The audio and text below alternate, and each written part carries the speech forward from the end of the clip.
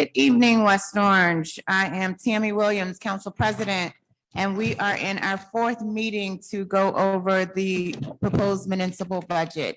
Madam Clerk, the opening statement. This is to inform the general public that this meeting is being held in compliance with Section 5 of the Open Public Meetings Act, Chapter 231, Public Law 1975. The notice for this special meeting was emailed to the West Orange Chronicle and Star Ledger on May 25th, 2023. Councilwoman Geber Michael. Present. Councilman Rutherford. Here. Councilwoman Scarpa. Present. Council President Williams. Present. Thank you, Madam Clerk. Please let the record show that Councilwoman Castellino will not be joining us this evening. Do we stand for the Pledge of Allegiance? Will everyone please rise for the Pledge of Allegiance?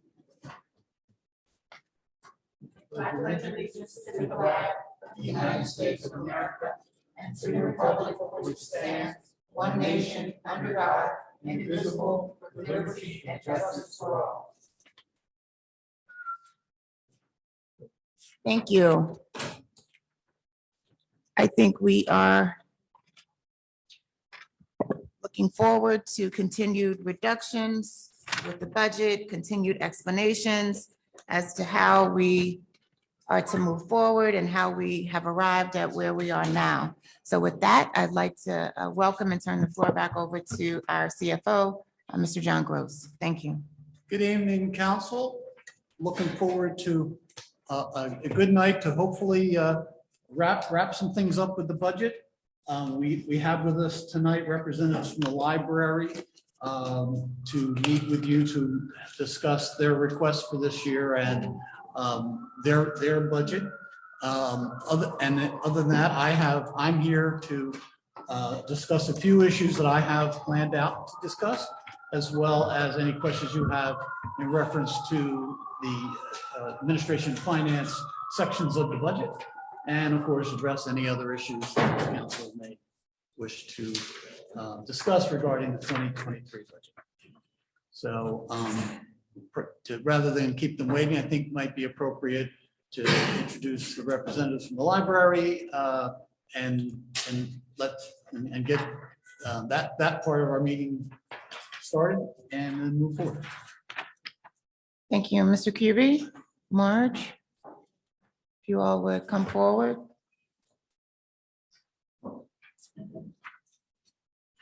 We don't have, President of the Board of Library Trustees. did we get a copy of their organizational chart? I do.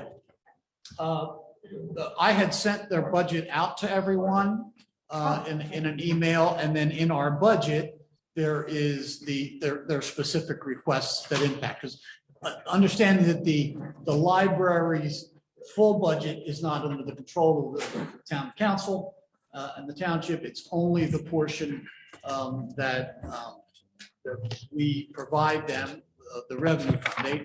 They are by statute, they get 1/3 of a mill, and that's required. That's not negotiable. That is a certain amount.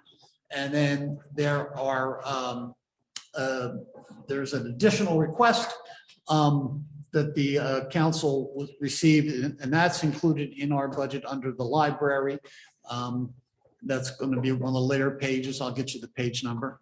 And the council did take action at its first meeting when it was going through and looking at the different changes in this year's budget, and that is on page, I'm sorry,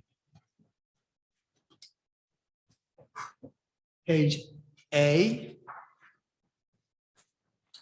And around the middle of page A, you'll see the 1/3 mill rate, which is this year there's an increase of 137,061.11.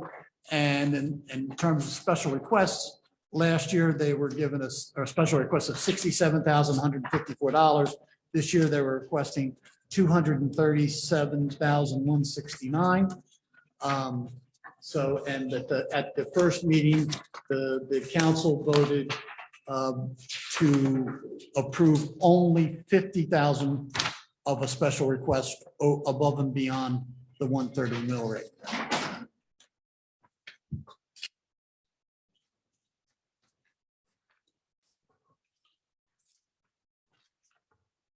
Thank you.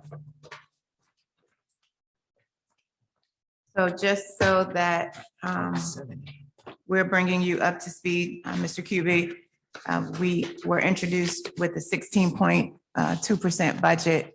And in an effort based on the explanation that we received from our chief financial officer, our options were threefold. We could lay off personnel, tremendously reduce the budget, or increase revenues. We have made a concerted attempt to certainly increase revenues by increasing our sewer fees as well as additional fees that come into the municipality in different capacities. But in an effort to not impact personnel in any capacity, this has probably been one of the most strenuous efforts of a council to reduce, and almost at this point, reduce at least 50% of the proposed tax increase. So it is without some remorse and remiss that we did have to impact your budget as well. But we hope that you do understand the rationale behind the cuts. All departments have had to incur and endure a tremendous amount of cuts so that we could continue to serve the residents of West Orange without financially crippling them, understanding that we are still post-COVID. We are still in an area of food insecurity, unemployment, inflation, et cetera, et cetera. So if there's anything that you would like to add about the budget, commentary, please feel free to do so. If I can just start, please.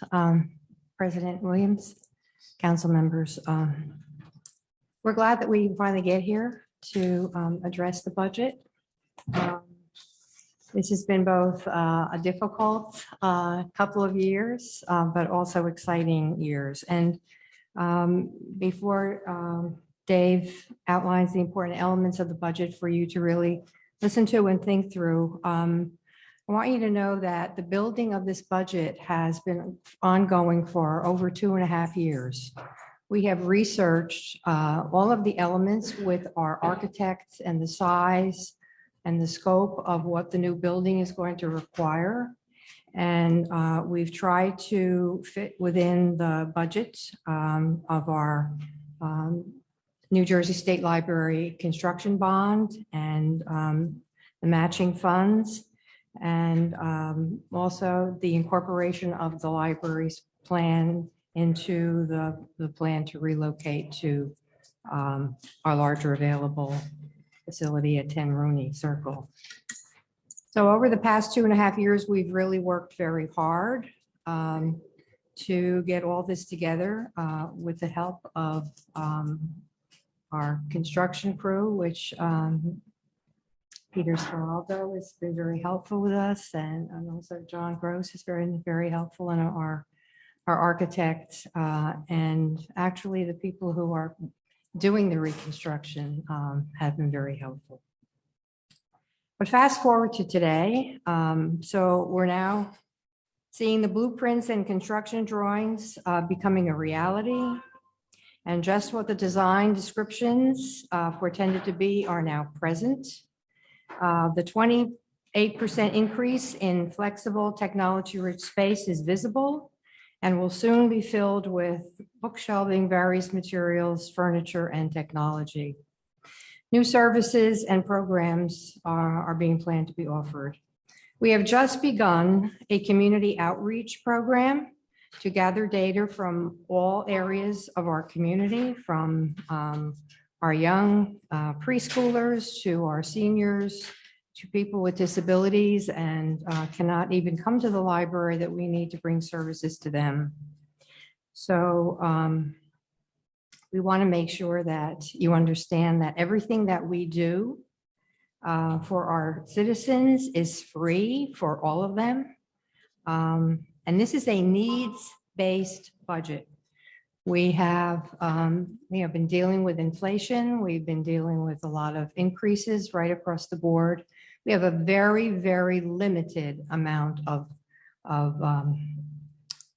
expenses that can be reduced.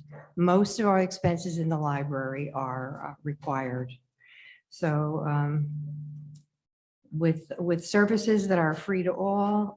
This is a needs-based budget in order to sustain the freedom to use the library for all.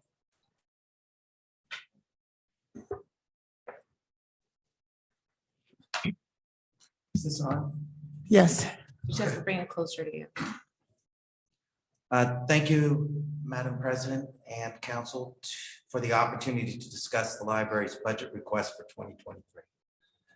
The library is a governmental subunit that provides services for all ages and interests in the community for education, literacy, research support, recreation, and job services, to name a few of the many services we provide.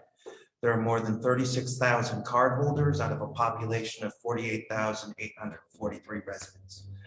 West Orange Public Library is a dues-paying member of the Buckles Consortium, which provides residents with easier access to 76 other libraries' resources in 4 counties. In 2021, the most recent year statistically available, the average level of support for Buckles libraries per capita was $66.04. That same year, West Orange Public Library's budget was $45.01 per capita. If the West Orange Public Library were supported at the average level in Buckles, municipal support would be $1,027,168 higher. In addition, many of those libraries have their health and pension costs covered, which for the library would be an additional $500,000 of support.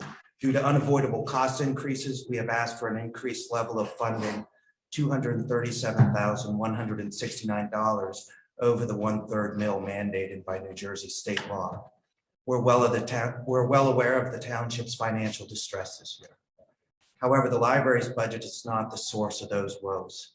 In 2022, the library budget was smaller than it was in 2008. This despite the fact that, unlike municipal departments, the library's budget must incorporate utilities, health insurance, and pension costs.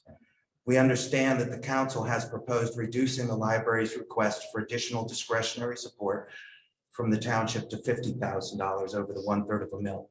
As previously stated, the library's request of $237,169 isn't close to what it would take for the library to be funded at an average level. It is only to continue the bare level of service that we currently provide. We would rather be able to do more for the community, but that is not what we are requesting. The council's proposed cut would be detrimental to the community because the reality is that the library would have to cut staff, resources, services, and hours. We're currently getting close to completion of a new library, a significant investment by the community. The library board, myself, and I am confident that the mayor and you, the council, want this new phase in the life of the West Orange Public Library to be a success. And we humbly request that you reconsider your decision to radically reduce the requested level of support. Thank you. Thank you. I have a couple of questions. Mr. Kubic, you all have a fundraising arm called the Friends of the Library. Can you identify, and I realize again, it's been a COVID situation, but do you have figures on what that organization has fundraised in the past, maybe over the past 5 years before COVID, and if anything was raised last year? Marge could answer that, but before she does answer, I do want to say that there's no way that the Friends can provide operational support. That's not really. What is their mission? Their mission is to provide additional support, maybe purchase some things. They purchased a large scale color printer for the library, and they moved bookshelves so that we could use the lower level at 46 Mount Pleasant while we still had that for more services that we were working with them. I'm membership chair of the Friends. And I see 2 people who aren't, actually 3 members of the council who aren't members of the Friends. And I hope you would join. But the Friends have a limited scope. The funds raised are through membership payment and for different activities that they do. But the amount that they raise would be nominal as far as financial support. do any of my colleagues have any other Say it's not questions? more than 10,000 a year, Oh, I believe it's less than that. just to give you an idea of what nominal. Thank you. Any questions? I have questions. So want to talk a little bit about the current library. We've had some estimates given of when it may open. Can you provide some clarity from your perspective when you think the library will open, the I new don't- library? I wouldn't like to speculate on that. We have an idea that was purported to us, and it keeps on changing because of supply chains. We are still waiting for rooftop units Mhm. for our air conditioning and filtering system. We've I think just now finally gotten Public Service Electric and Gas and New Jersey American Water to run their lines in. I mean, it seems like it takes forever to get things done. So like Dave, I really can't venture. I'm hoping, like maybe late summer, early fall. Mr. Smeraldo, can you provide an update on that? Yes, Councilman. We met yesterday with our builders. We meet every 2 weeks, including Marge and Dave. They're included. And what we discussed yesterday was we were disappointed because the rooftop units that Marge mentioned were ordered back in August last year. They were supposed to be shipped on Tuesday. Now they're getting shipped on June 20th, allegedly. We had confirmation up until Monday. So these are not little, but major obstacles that we have that are similar to what we're having with getting completed. However, that said, with the change orders that were recently approved at the last council meeting and with the other work that's being done, I would estimate that the interior work is about, as I stated last meeting, is about 98% complete. There's little things that have to be done, such as punch list items, and we have to get some interior glass that's being held up by one of the vendors. And that is for the doors to open up. That is also for the exterior doors that leads up to the patio. The patio is being worked on as we speak. Next week, they're going to be installing the pavers. So we're pushing everything we can push as far as we can, as far as the actual construction itself.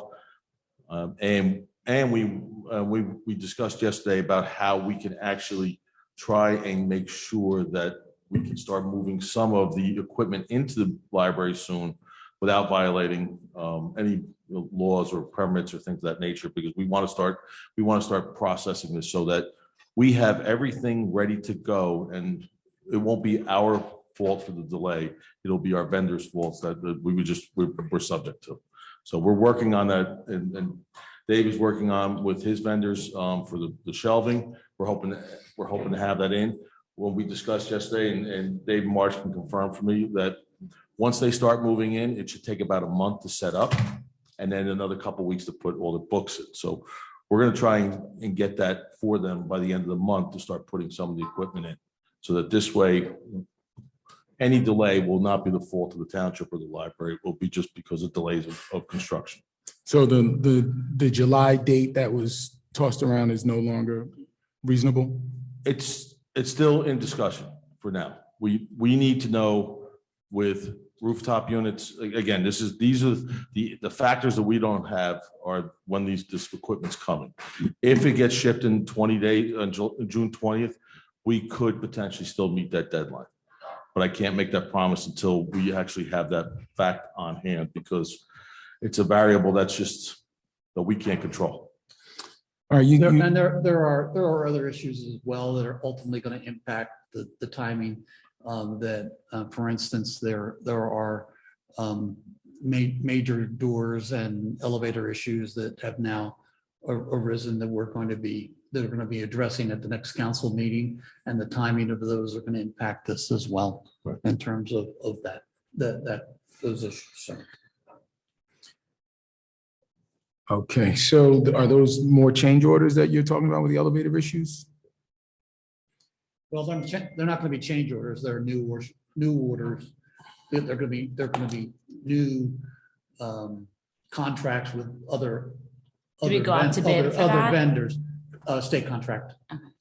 Or co-ops. In order to facilitate doing them quickly, particularly. So that those were outside of the scope of the original contract for and we've discussed this before at council meetings, that the original scope was not about the entire building. It was regulated to just the library's portion of this. And the elevators are in the common areas, and we've now discovered some issues with the one elevator that was operating. And then we're also going to address the elevator that was not operating, so that we have both of them back up and running. So this is a new additional charge. This is not a change order. It's not a change order, Yeah. yes. So the elevators were not included in the original. That's correct. Okay. Nor were the outside doors. So, by the terms of the library grant, for the Library Construction Bond Act grant, everything that was part of the library project had to be specific to the library and not a shared. So improvements on the whole building that are not part of the library project isn't part of the library project. So now, and I understand that, and that makes perfect sense to me, and I wouldn't have expected it any other way. I wouldn't expect the library grant to cover expenses the township would have in operating a building where we have tenants that are not the library. So that makes perfect sense to me. What I'm struggling with is we're already over budget. How much are we over budget already? I will have that for you for Tuesday night in terms of we've spent almost or committed almost all the money that we've put aside for that. During this process, there were other funds that were already committed for the library. We're using some of that, but we've asked, for instance, so we're not out of funds yet. Is it like $500,000? So- No, I'm not- 500 million, I mean. No. I mean, 500,000, I thought it was the number. I'm not going to speculate without doing the It'll calculation. tell me on the change order, right? It'll tell us what we spent. Yeah, Tuesday night, I'll have a complete analysis. We've asked the library to give us a list of everything that's left from their perspective that hasn't been committed yet, so that we have a full analysis of where we are and where we need to go and what we think what that's going to take. So does that mean If everything? I could say something in terms of the cost effectiveness of this project. South Orange Construction Bond Act grant was over $7.5 million, which means their project it's got to be at least 15 million. Maplewood's new library is costing them over 20 million. When you consider the matching funds coming from the contractors of the two locations, what was left for the taxpayers for the original 6.2 million was 600,000. It was already over $800,000 in repairs left at 46 Mount Pleasant. So it's very cost effective, and on top of it, the township's getting housing for seniors, and the library is being relocated to a more central geographically more central for the community, which is why I was supportive of it. So in terms of the cost of that project, which is separate, of course, in our operational budget costs, I think it was a very cost effective for the taxpayers of the community compared to what other townships are investing in their public library. So I'm not speaking to the level of investment. What I'm speaking to is the expectations. Councilman, could you speak into the mic? I'm not speaking to the level of investment. What I'm considering right now is the expectations. We were told that, in order to do this project, we had to do it quickly, make sure we didn't lose this grant. The grant was $3 million. The project was roughly $6 million. I was obviously not supportive of it, and you and I had a conversation back in 2020 where you weren't supportive of it at that time either, partly because of the additional expense required for labor.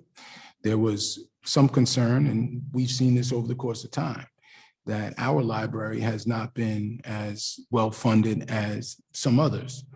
And there had been a number of years in a row where we did not do any discretionary spending and only funded at the minimum rate. I thought that was not appropriate given how important the library is to the community. So this isn't about the level. This is about the expectation. At this point, it's, a back of the napkin calculation, but we're around $1 million over budget.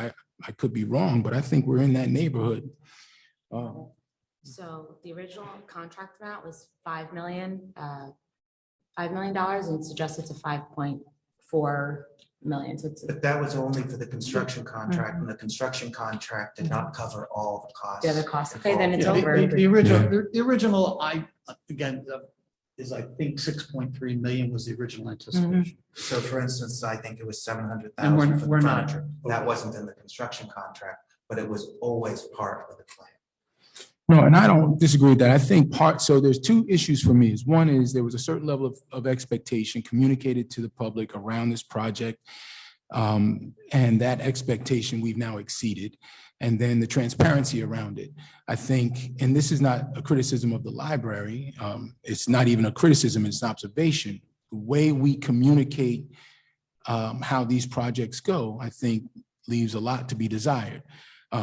This isn't the forum for that, but the point I'm making is we're already over budget there. Go ahead. Sorry. Yeah, we're already over budget there. There is some concern that we may not make this July date. We were hoping to be able to have our summer programs. Let me applaud you for committing to keeping the summer programs even without a permanent space. I know Thanks to that's the school system. I know it's difficult, but I'm glad it's being done. And I'm trusting that those summer programs are being operated currently and they're planned to be operated fully staffed with no issues there. So applaud you for that effort. But given where we are over budget on the construction and the delay in getting this thing done, and then some of the other issues with it too that may end up coming into this budget one way or another, because we were talking about a jitney for folks, particularly in this corridor, that would walk to the library that no longer can. Are we planning, and this is probably, well, you may be able to answer this, but if not, Mr. Gross can. Are we planning, and is the jitney service incorporated into this budget? It is not, in terms of any of a ROSA expansion.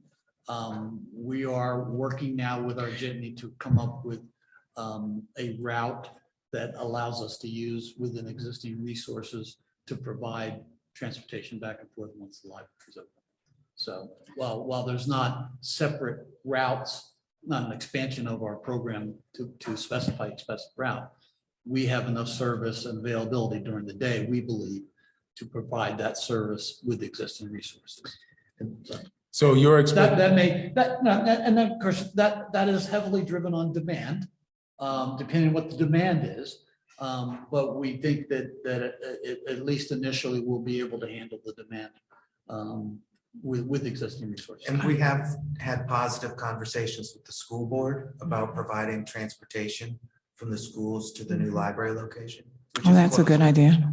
For the high school students, for instance, children under, children cannot be, under the age of 10, can't be left, and, you have to be older than 10 to be in the library for longer than, between 8 and 10, you can be in the library for 2 hours without supervision.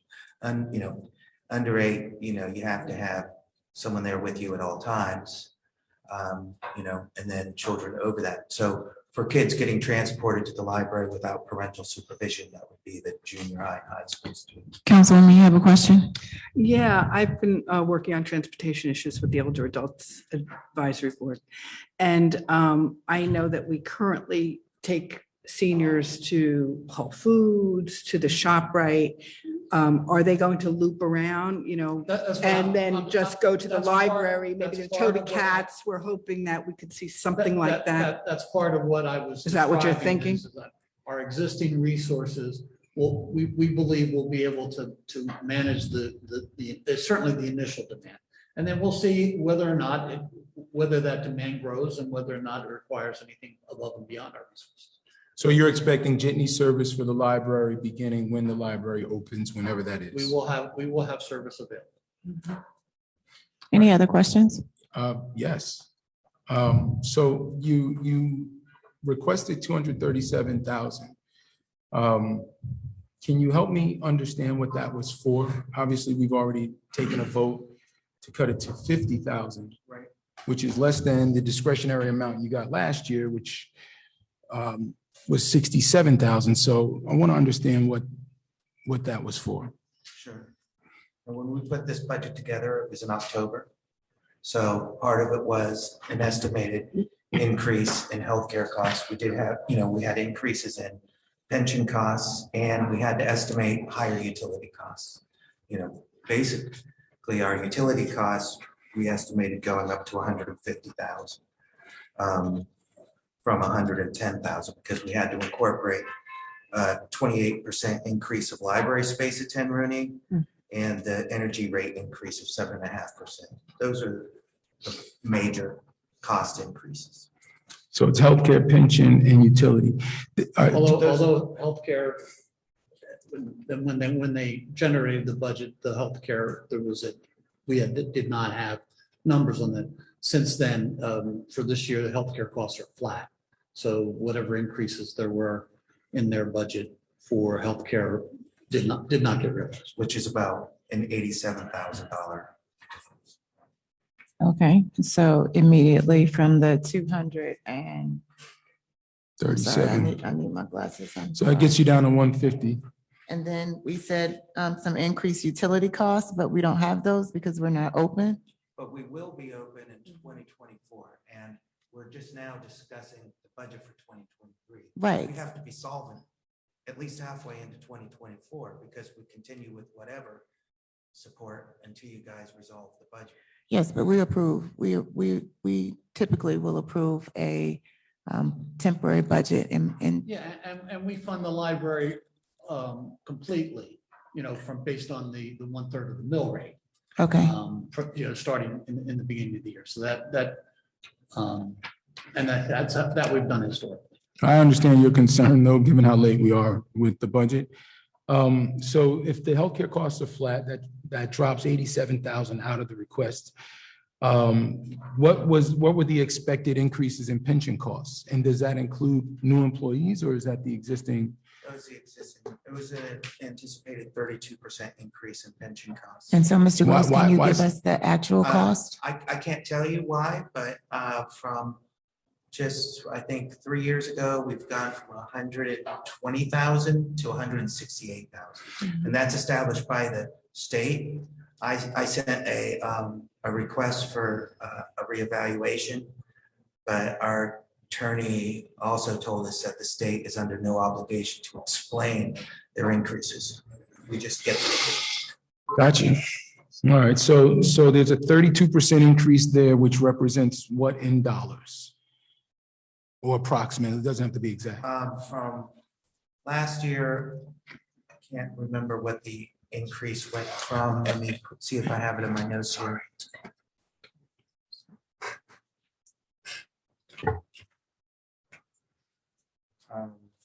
Sorry, I didn't write down the dollar amount. It's okay. Yeah, I'd like you to get that to me, please, or unless Mr. Gross has I it. think I can look at it. If you want to come back to it, take a couple minutes. All right, so So last year we had our pension costs went from, well, last year was 166, this year 397 to 168,979. We were at 148 in 21. So that's a $2,000 increase from last year to this year? What's that? That's a $2,000 increase? 166 to 168? It does look That's what it was when we didn't have the numbers when we did the budget. No, totally understood, but that just still, that accounts for a $2,000 increase, not a Not a 32% increase. So, I'm comfortable. How much did you budget for? Oh, when I finally put this budget together, so I still have that costing, that's what I did when the original narrative. When I put it all together for the board, we still came up with actually came up with a higher number, but How much is budgeted for? the 237 for the PERS, I have that listed for the board in the original conversation in October. But we did budget for just that amount, that 168,979, when I finally presented it in The budget 23 has to our been- board. Okay. So, In terms of- that may not be considered one of the major increases, but we have other costs, telephone costs increases. And we did request 50,000 for ESOL classes because that's something we were able to do through volunteers before the pandemic, but we haven't been able to. And that was an estimated cost. Actually, that's an old estimate. It's probably lower, but that's the most requested service that we're not able. to ESL? provide. ESOL. What is ESOL? English for speakers of other Other languages. languages, yeah. I just, if I can add in too, when we did a community outreach focus group with our seniors, they felt that many of them were immigrants and not English speaking or very limited English speaking.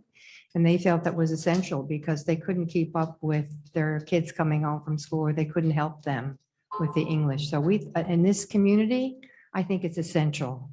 And we need to continue that. That is something that is, And my budget included 15,000 for tech support for the community. That was grant funded, but there's been a gap, a lag from the state and that grant.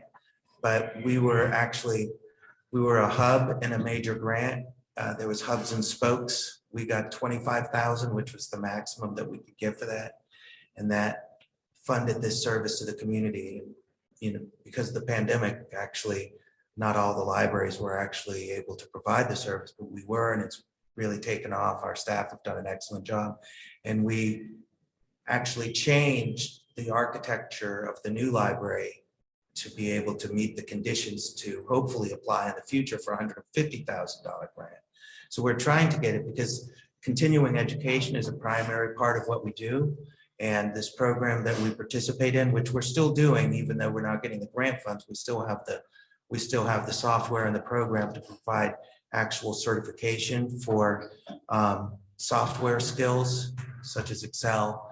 And these are, you go through the program and you actually get certified so that you'd actually be able to use it for a job resume, which is part of what we are doing all the time is, providing jobs search support and continuing education support. And we'd like to be able to continue that for the community as well, especially because we've invested in that. And we didn't request, for instance, in the capital cost for the new library, the cost of the new computers. The library does have capital funds, and we plan on purchasing the additional computers ourselves, but we still need the operational costs to make it functional for the community. Go ahead, Councilwoman. So here's what I struggle with. 237,000 is a huge number, as Council President indicated, with the financial constraints that we're all facing right now. Not wanting to lay off any employees, making budget cuts, hiring freeze. The library is not open right now. I heard there were talks that the construction would be done April, early May, and we're in June. Believe me, and- not my preference. And so it's even really hard to believe that it'll be open in July, right? Or even August at this rate. So then you have just a few months left until 2024. I can't, I'm a huge supporter of the library. I grew up in the library. I attended all the summer programs. My son has a membership there. I can't justify, with our proposed tax increase, what you guys are requesting. For sure. Will we, have there But- been some? I hear you and I hear what you're saying, But if my council colleagues are willing and able, I would be willing to go back to that 67,000 number. So at least you're getting the same amount that you got last year, but the 200,000 that's requested, I just can't justify it now. Well, my only concern with the 67,000, which is what they got last year, is that they were open all last year. And this year they're not open right now. And we are in a tremendous crunch. I mean, we've increased sewer fees, we've increased regular fees that are on deck to be approved at our next council meeting. At some point, we have to cut we can't pick and choose. And we made consistent cuts across the board. That's I'm fair. comfortable with, I You're right, realize, Council I President, realize that's that fair. it's difficult, but Yeah. it's a difficult year. It's a And keep difficult in mind, year. the only savings we're realizing is in utilities.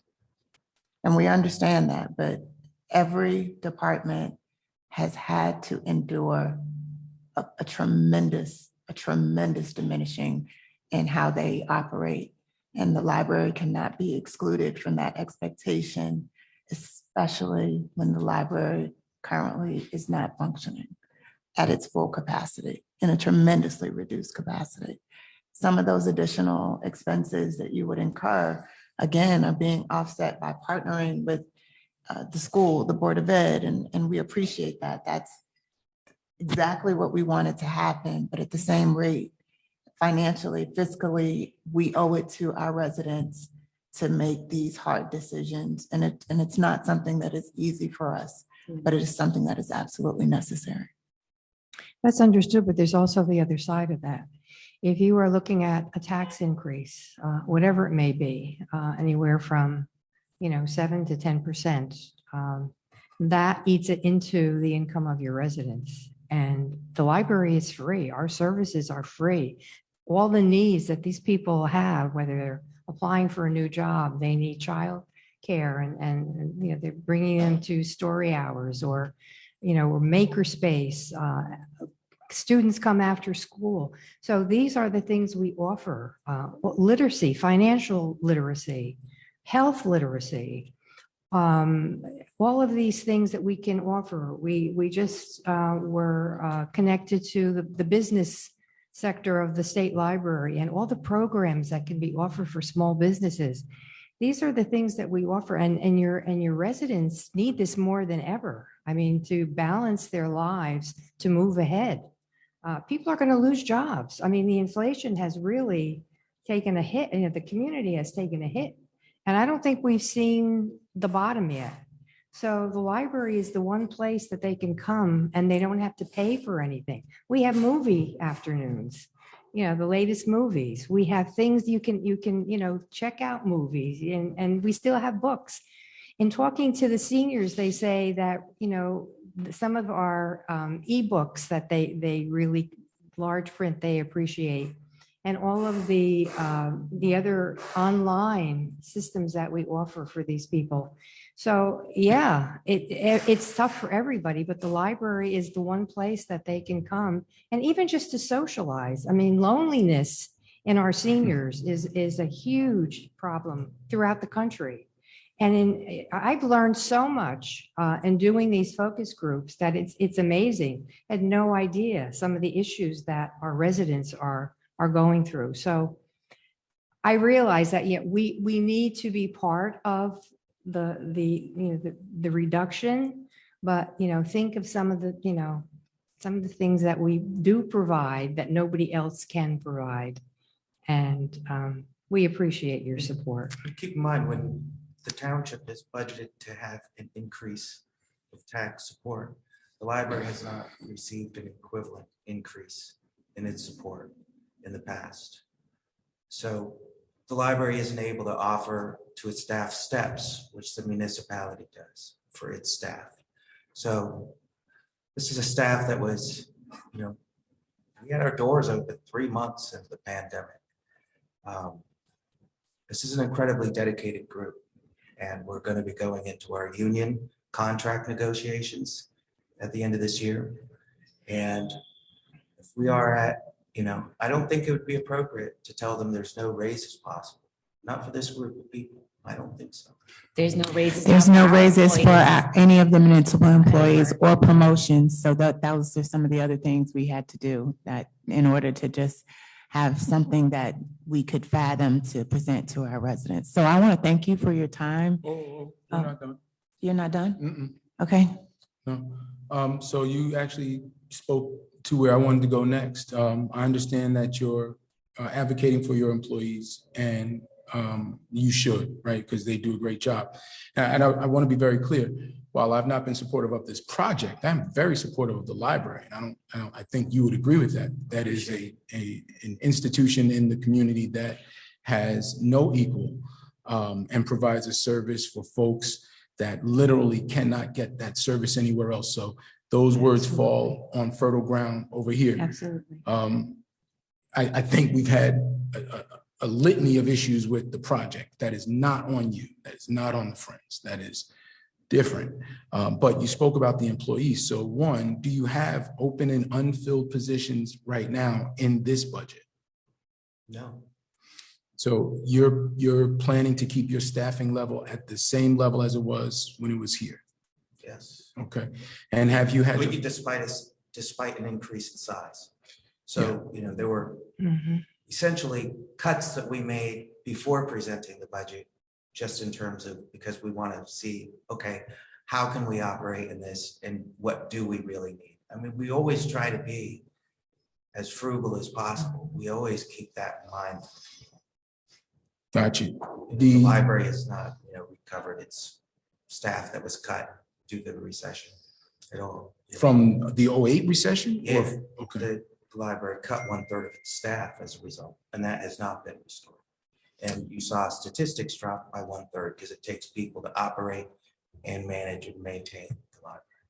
No, I mean, that is unfortunately a common refrain around here. I think with the exception of one department, almost every single department feels like they have suffered tremendous losses over time and have not been able to refill those positions.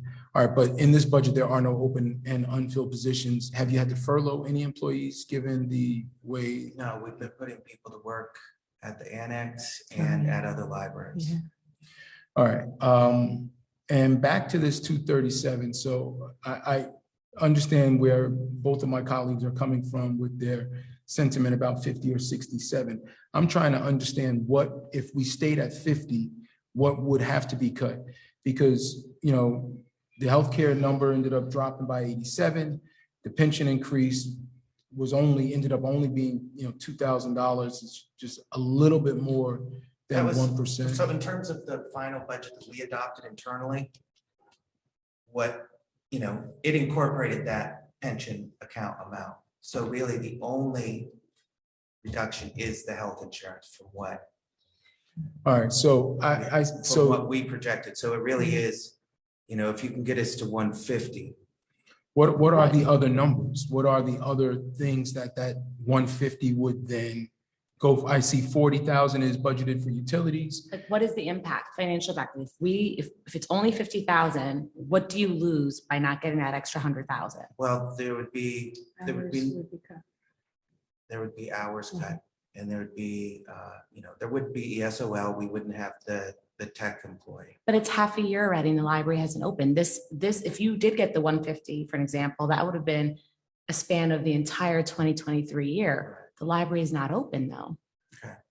So So it's only for. a Yeah, few so we're not, months. it's not, for I us, mean, it's not registering. 2024 will be a new budget. I believe that with our revenue increases, we'll be in a better position financially, knock on wood, but for this year. At what point, because we're not part of the municipality. I mean, we are and are not. It's the Mhm. way the library law is written in this state. Other states were a department.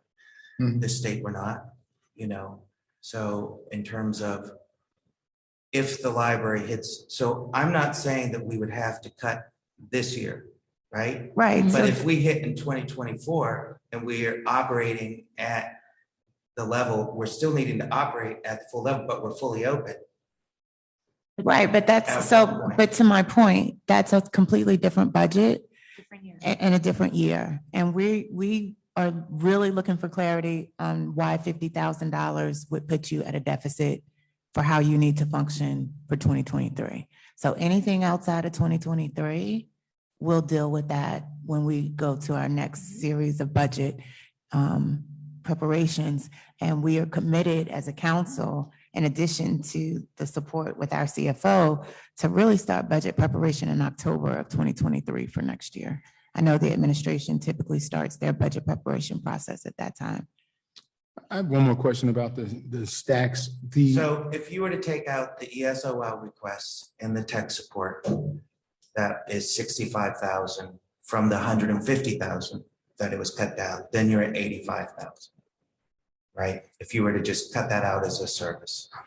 But even if we didn't look at it that way, if we looked at it from a calendar year standpoint, as my colleague just mentioned, if it was 150,000, we're looking at roughly a half of a year, or a little less than that, actually. If you kept everything at the same, it would still be 75,000 because it's not over the full year, it's over half a year.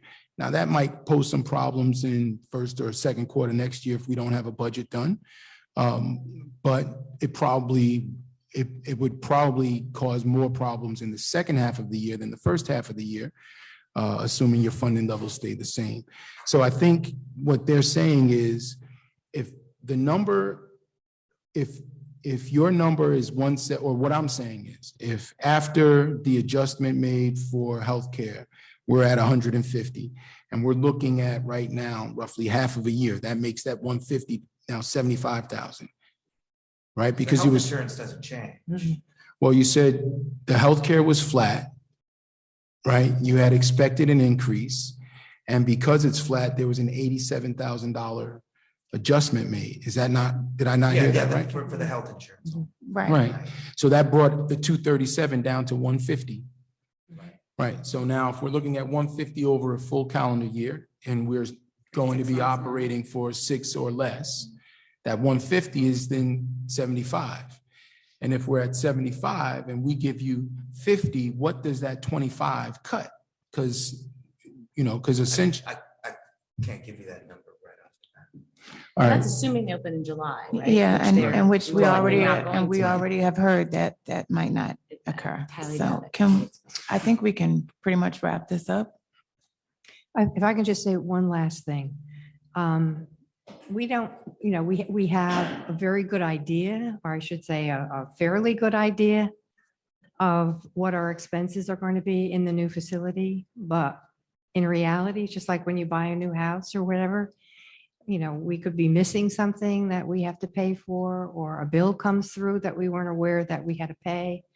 I feel very insecure in not having some reserves above our 1/3 of a mil. I think it's just, we're management, and I think Dave and our finance committee, in which I sit, we work very hard going over each and every item to try to come up with something that is as accurate as we possibly could come up with. And Well, and give I- me what that 150 is. Let us look at that, and then we may be able to reconsider. Well, I don't, okay. And so I just wanted to, in closing, just state that we are all in agreement that the library does an exceptional job. The programs that you all offer to the community, especially that they are free, is a tremendous benefit for West Orange. But given the budget that we are trying to present to our residents, right now, I'm comfortable with what we have all agreed to. And unless there's we understand that. We do understand that. We do understand that. But again, we thank you and for your presentation, for your time this evening. And we do have the opportunity when the budget is actually presented and introduced to make some additional changes. So we will take all of your commentary into consideration. And when we have a more refined product, we will see what reconsiderations, if any, can be made. So again, we thank you. I just have a quick comment. Thank you very much. I just want to thank you for your advocacy for our seniors and your understanding of the needs of the seniors to have a place to go on a daily basis and the effect of loneliness on health and well-being. We're hoping to make the Toby Cat Center a senior center and to move in that direction. And we've very successfully used the Mountaineer Mentors volunteers in the past to work with seniors. And perhaps you can speak with them, or I would be happy to help you with that, and maybe get some volunteers for the tech program. We do have a volunteer. We do have Yeah, volunteers. and maybe Sorry. beef that up a little, or even the ESO. Oh, if there's some children that take Spanish that are, second, third, fourth year. Right. Well, some of the students need also mentoring and support, but their Yes. parents, Yes. we kind of think that, okay, where are they going to learn English? It's Yes, and I understand. very, because I very work at difficult. Washington And School. I hear this, Mhm. from the people themselves. I mean, Right. we interviewed people who were limited speaking English and, I know I have translators at every meeting. yeah, fortunately, we I get have, it. our assistant director is Spanish and very fluent. We So, have another Spanish. yes, We actually have so, two other Yeah. Spanish. I mean, Three. my heart goes out to these people. And I understand because in yeah. terms of the equity, this Yes, portion of town and the absolutely. Washington area Yes, is not yes. equitable. I mean, to have to either services cut and the support hours within or, the school system. cut and the the community. program, I think would, I would hope that our township council would. So And send us understand. that breakdown for the 150 and let us at least have some additional information to consider before we get to the final adoption. I wanted to make one comment as well. Part of why we are looking at this the way we are this year is because we know we're in contracts this fall. And we know that there's going to be an additional pull on the budget from the negotiation of these contracts, or there's likely to be an additional pull on the budget as a result of these contracts. And that's going to be a permanent structural thing that's going to be from 2024 for the life of those contracts. So how we get ourselves to equilibrium now or to a more balanced place now will give us greater insight and transparency when it comes to that budget. And there are multiple spaces, including yours, where people certainly at the bottom end of the scale are not compensated as well as they could or should be.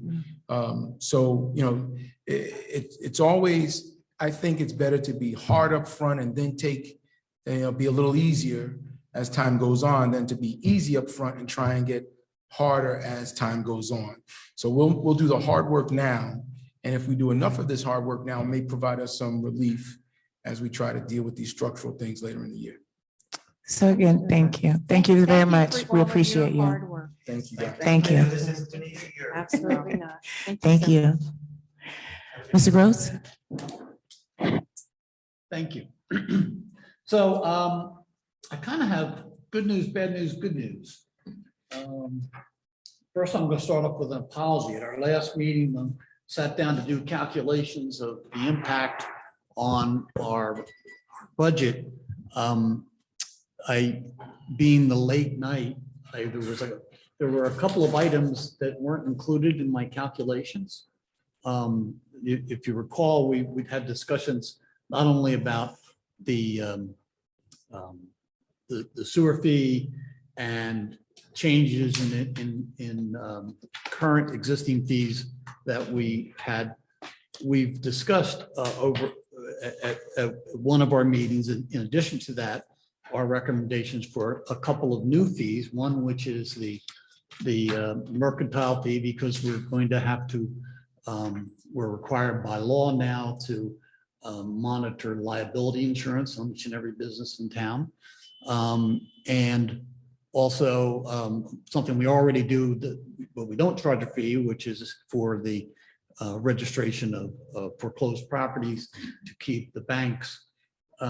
We already registered them, but many towns charge a fee for that registration, periodic registration, as an incentive for the banks not to let those properties go vacant and to turn them over and actually actively sell them, so it provides a financial incentive. So those were also included in our recommendations to you. But it did not get included. The numbers for those did not get included in my calculations as far as the savings for the bottom line. From that, there's an additional $300,000 of revenues for those that did not get included in. So that's sort of that's good news. One of the bad news is one of the grants that we've had is that we hired Essex Regional Health Department to administer over a couple of programs of ours for our health strengthening local public health agencies. It's a grant that we get. They have decided that they will not be administering that grant for us anymore. So the director of the program went back to the state for the grant and was able to get the grant. We've been preliminary indicate that we're going to get the grant again this year. It's for this year and the first half of next year, or I'm sorry, the last half of this year, the first half of next year. And that to allow those funds to be applied against his budget in order to maintain the department. So that grant will provide an additional $176,000 this year that can be applied against our existing costs.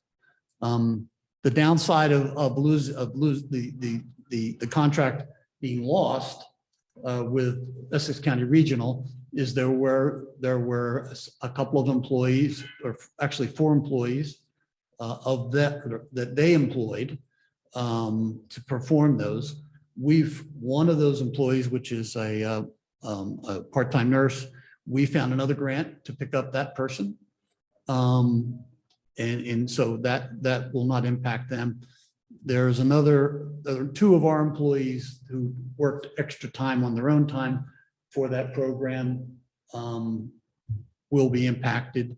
They were, I think they're budgeted to make about $4,000 a year in overtime type work with them. And so that's unfortunate. And there was a person who worked for us as our livability coordinator years ago, who went over into this program into a full-time position. Livability coordinator is a part-time position. And left that position open and went into this new position, into a full-time position. So that's unfortunate. Fortunately, we still have the old position open, and we're hoping that perhaps when this all comes into place, to offer that position back to that individual, whether that is something that person would want or not remains to be seen. But that certainly, I think at the last meeting, I had urged you to leave that position in, even though it was open, because at that point in time, I think I indicated that I was working on a grant that perhaps might help us. And so you graciously left that in place. So we certainly would be in a position to offer that position to that person. So that's kind of that's the bad news part of this, of the Essex County Regional deciding, not to continue on with the program. Those 2 things that I just mentioned, the $300,000 and the $176,000 for this year, would bring down the tax increase. We were at 7.5 at midnight or whatever time it was when I miscalculated. This would come down to 6.7%, which is approximately $232 for the average for our taxpayer with a $300,000 home. I'm sorry, what was that? 300?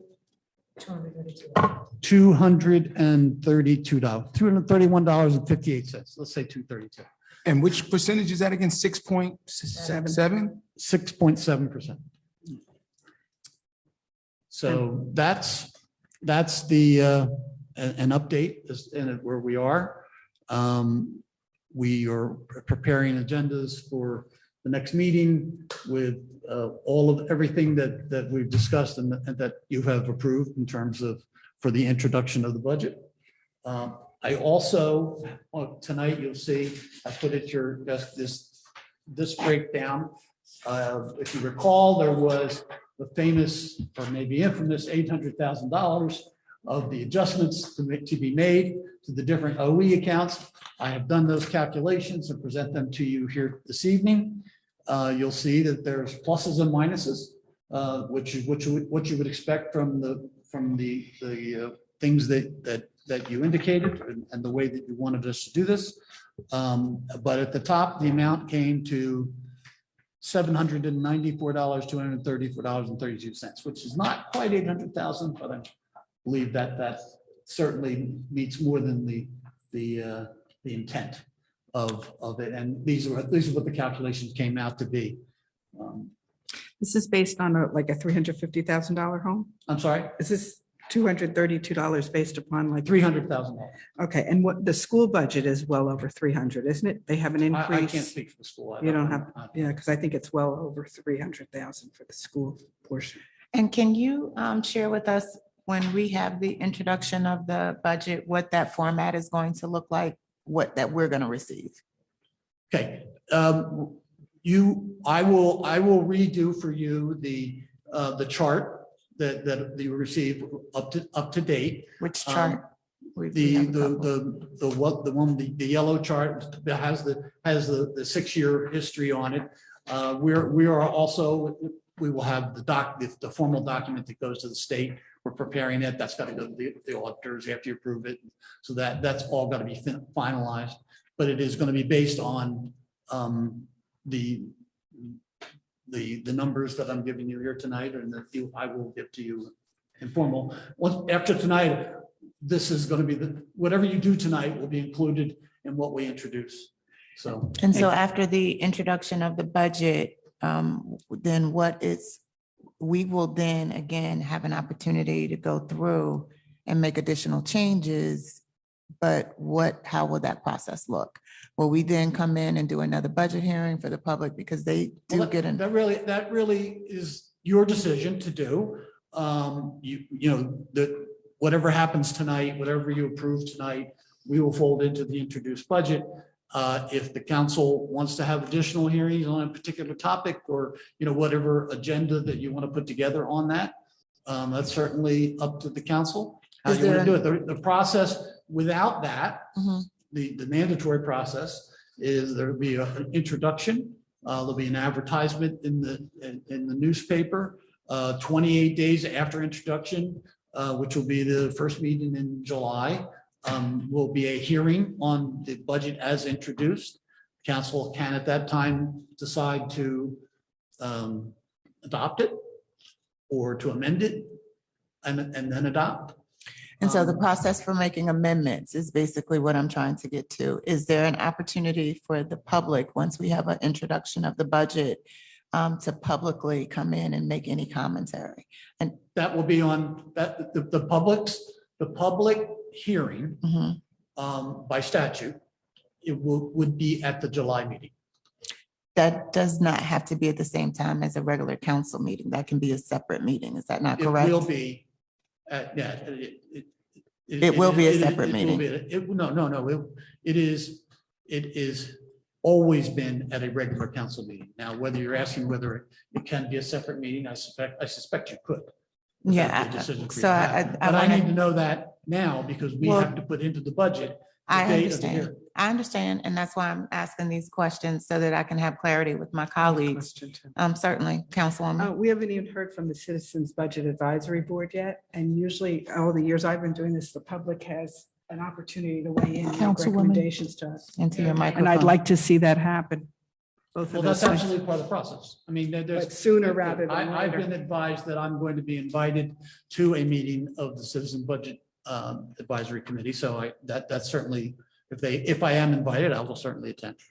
And again, the budget, the public's opportunity to speak on the budget by statute will be at a meeting 28 days after, or at least 28 days after introduction.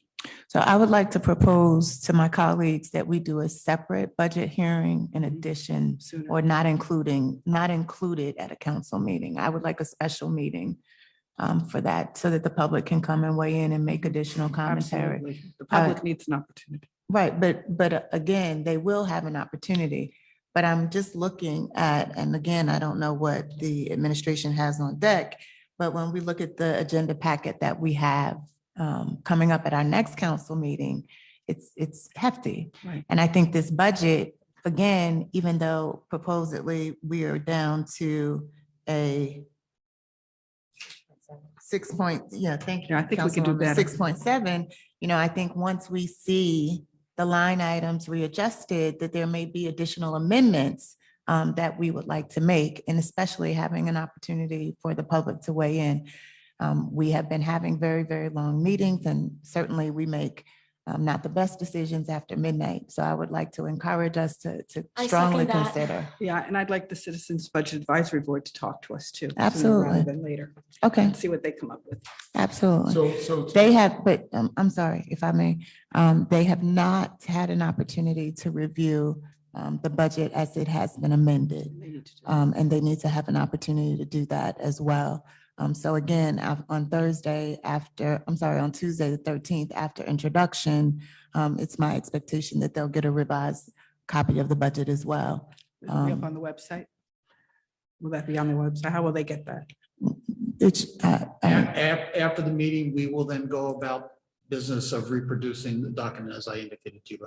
Okay. So, I mean, that's Great, probably thank gonna take a week. So if we're saying introduction is on the 13th and we need to wait 28 days, July 11th is the 28th day, okay, so it has to be after that, and our July meeting July 11th. is on July 11th. Mhm. So are we comfortable having a Thursday meeting the week of July 11th so that we can do Is it? Councilwoman Castellino available? We'll have to confirm. That would be Thursday the 13th. Right. And I'm suggesting that be the budget hearing date. I don't need to know that tonight. I will need to know that Tuesday night. So when you introduce, I'll need to know that will then be included in the formal document. So Madam We do Clerk, it the tentatively following- the 20th? of July, Yeah, we do it the following week. You we need to have confer it, we with- need to do it sooner than later. But we also need to confer with Councilwoman Castellino, so we can have two proposed dates. Hmm. All right. Can I take a vote on that? There was a motion made by you to have a special hearing for the Mhm. budget and seconded by Councilwoman. Yeah, all in Capetillo. favor? Aye. No, anyone Councilman opposed? Rutherford, are you in favor? Aye. Thank All right, you. Thank The you. motion passes. I cannot do the week of the 11th. Okay. We'll do the 20th. The 20th is possible. Well, what about the following Tuesday? The Tuesday or either the, Tuesday won't work for me. Well, okay, while I don't want to discourage you from trying to get this done as quickly as possible, we're doing, because we're doing an estimated tax bill, because we're going to be out, there is no immediate, like that has to be done that week or anything Okay. like that. Or Wednesday, That's the good to know. 19th. There's no pressure from, Well, I that think I'm we have, going to I have a planning board. relate to you that, that somehow or another, certainly, No, it's a I special think meeting. it should be done in the month It's of not on there July. yet. And could you get us We the just agreed exact to it last number night. for the school board of the increase? Do you look at the school Well, board I budget? won't project their numbers. I will ask them for it and. Yeah, provide you because I with think everything they else. already published something. I just don't remember exactly what it I was. mean, we're not going to interpret their. Yeah. Their data. But I know there's a significant increase. That works, does that work for you, the 20th? So far it does. Okay, so tentatively, we're gonna schedule for the 20th, Okay. and we'll confirm that on Tuesday when we have our council meeting. Okay, perfect. And Councilwoman Castellino will be present to affirm. With regard to the Citizen Budget Advisory Review Board, when do they speak with us? Well, they'll need to get a copy of the budget, and I'll ask their chairman if we can schedule a meeting, and I'll coordinate that with him. So it's not at the July meeting where the public comments? Would you like to set up something separately to get their input? I just want to understand when it is planned for them or when it is customary for them to address us. That is normally when they do addresses at the budget hearing. So they will have a section before public comment or They after? could do public comment? however you want to structure it. Okay. All right. As I we've mean, done if in the you, past. I would suggest We haven't had that it. No, we have. We I have. would, I, We have, we've We, had it off. I and was on. on the committee in the past. Used We, to be it, on the No, house. it's since I've been a councilman. In the last 2 years, we've not had It it. hasn't been formed. oh, no, in the I- last 2 years, that's accurate. I would suggest that what you do is that you let them be the first to speak at the budget hearing. The budget hearing is not open session. I mean, regular, Public comment? Public comment. It's not regular public, it's a separate hearing. So I would suggest that they be invited up, or with their representative, be invited up to make whatever comments they make at the beginning. And then after that, then invite whatever other members of the public there may be. That was the process that I participated in the past, that the chairman came at the same time of the actual hearing, but it wasn't the same time as a council meeting. It wasn't the same time as a council meeting. All right. And so we haven't heard from the administration and finance department other than your wonderful reductions. So if and I then- could, before we do that, I just wanted to address this document. If you can And what is review this? that. This one? Yes. Okay. Just, if you have any questions about it, I'm happy to address them. I Can you would- explain the difference between parentheses versus Yeah, but it's. non-parentheses? Minus. And Parentheses parentheses, are minus, okay. right. Thank you. And so just, Basically what I did, as you want, we projected out what we thought our costs were going to be, and and what the remaining $800,000 that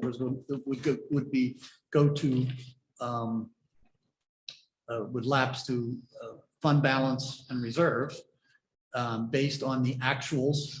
And so we did that calculation. That ends up with obviously a plus and minus, some things went up, some things went down. But the net on this is the $800,000 reduction in the appropriation, that are approximately 800,000, so a little bit less than that. And therefore, enable us to reach the savings that the council desire. You should be aware, these are the departmental numbers. The actual individual lines with the same ups and downs are that with the sublines are the 11 pages more for that. So this is the condensed version. And this is what you vote on. You don't vote on the sublines. You vote on the actual departmental OE. So these numbers, if you approve this tonight, is what we will put in for the introduced budget.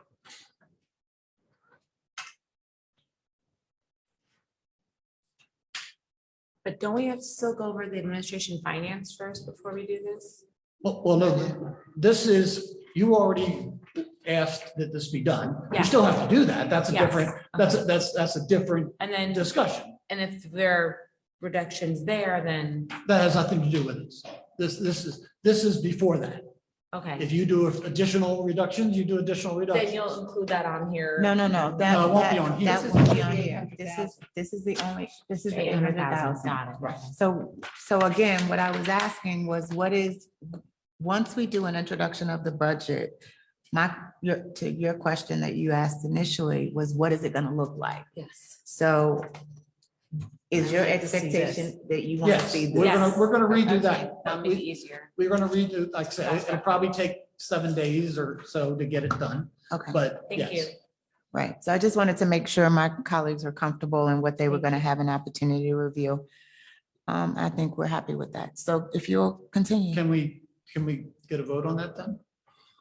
So this- And these numbers represent the 6.7%. These are included in the 6.7%. This is what gets it. To 6.7. Yes. In addition to the revenue and I the other think 300,000. I think as far as introduction is concerned, that 6.7% is a tremendous improvement over 16.2. So 10%. And I want to just remind my council colleagues, as much as this might be painful for the administration and our chief financial officer to hear, once we introduce the budget, we then, as a council, have ownership of that budget to continue making any changes. Subtractions require 3 votes, and additions require 4 votes. If there's anything we want to include back into the budget after further review and discussion. Are we all clear on that process? Any questions? No. Okay. So then is there when Madam Clerk comes back, is there any other discussion? And it looks like a little unreadiness Yeah, with you, Councilman Rutherford? Well, it's no unreadiness. I'm happy to vote.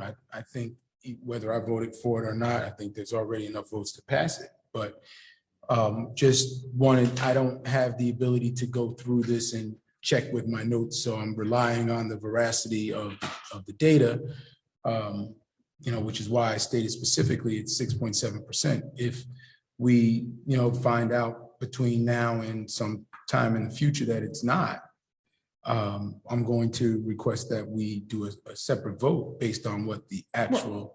Keep in mind, the vote is just to include it in what's going to be introduced. It's not in the adopted budget. So I know. you always have the right until adoption to make any additional changes. Right, but if this were, I would hesitate if this number were 10% to even. Oh, I don't consider. know that we would be considering it at that point. I think we were all. Well, in that's the point I'm agreement with that. making.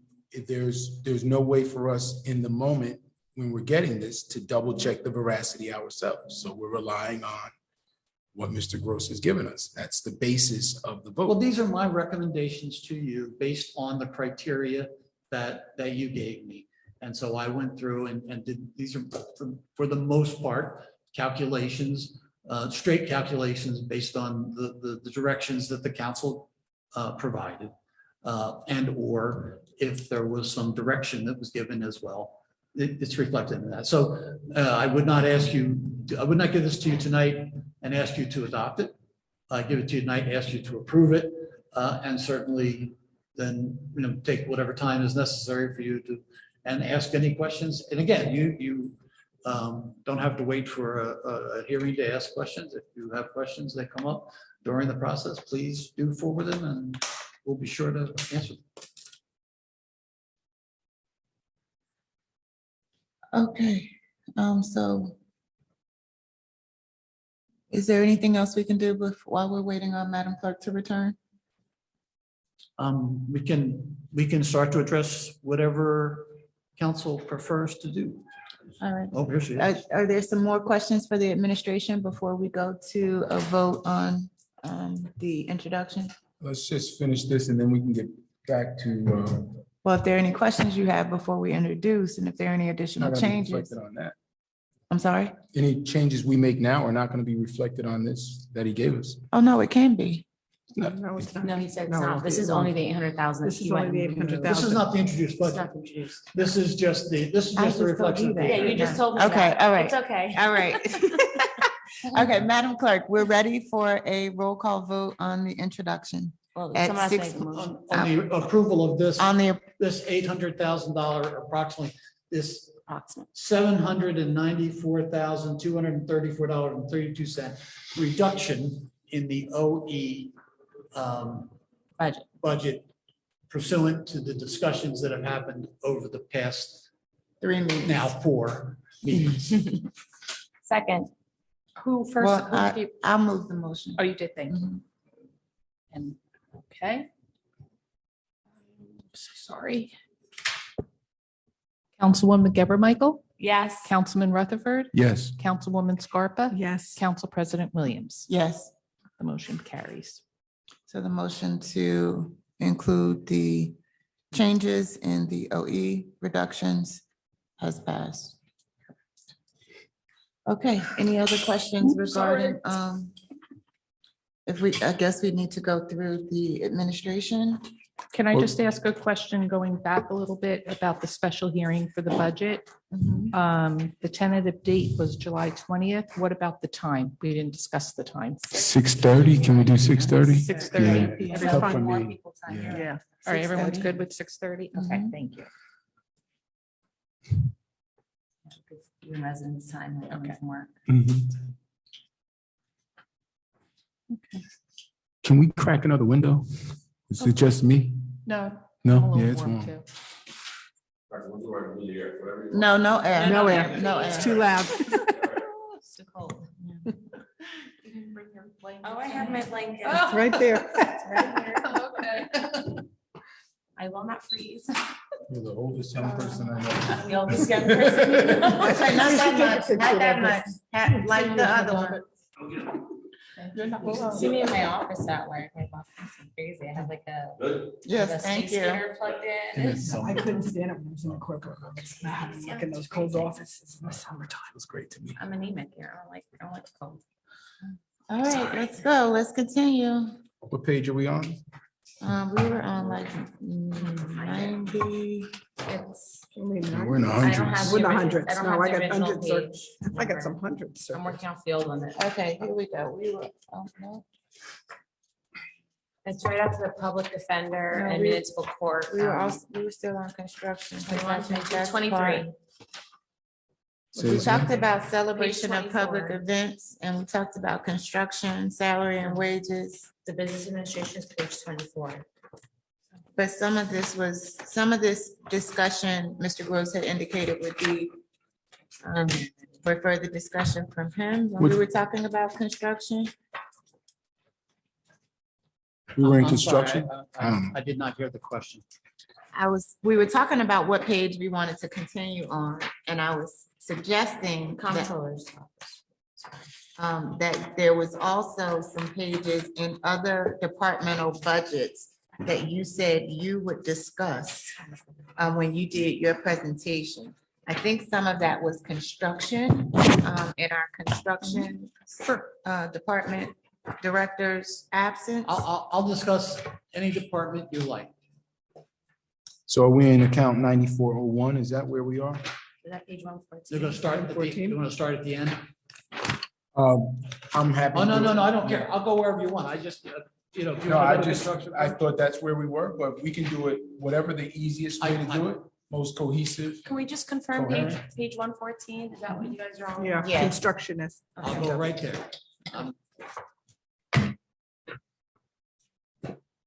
I thought I heard a different page number. No, 200 is fine. But I thought it was page 114. You Yes, said 200. I'm talking to Okay. my phone.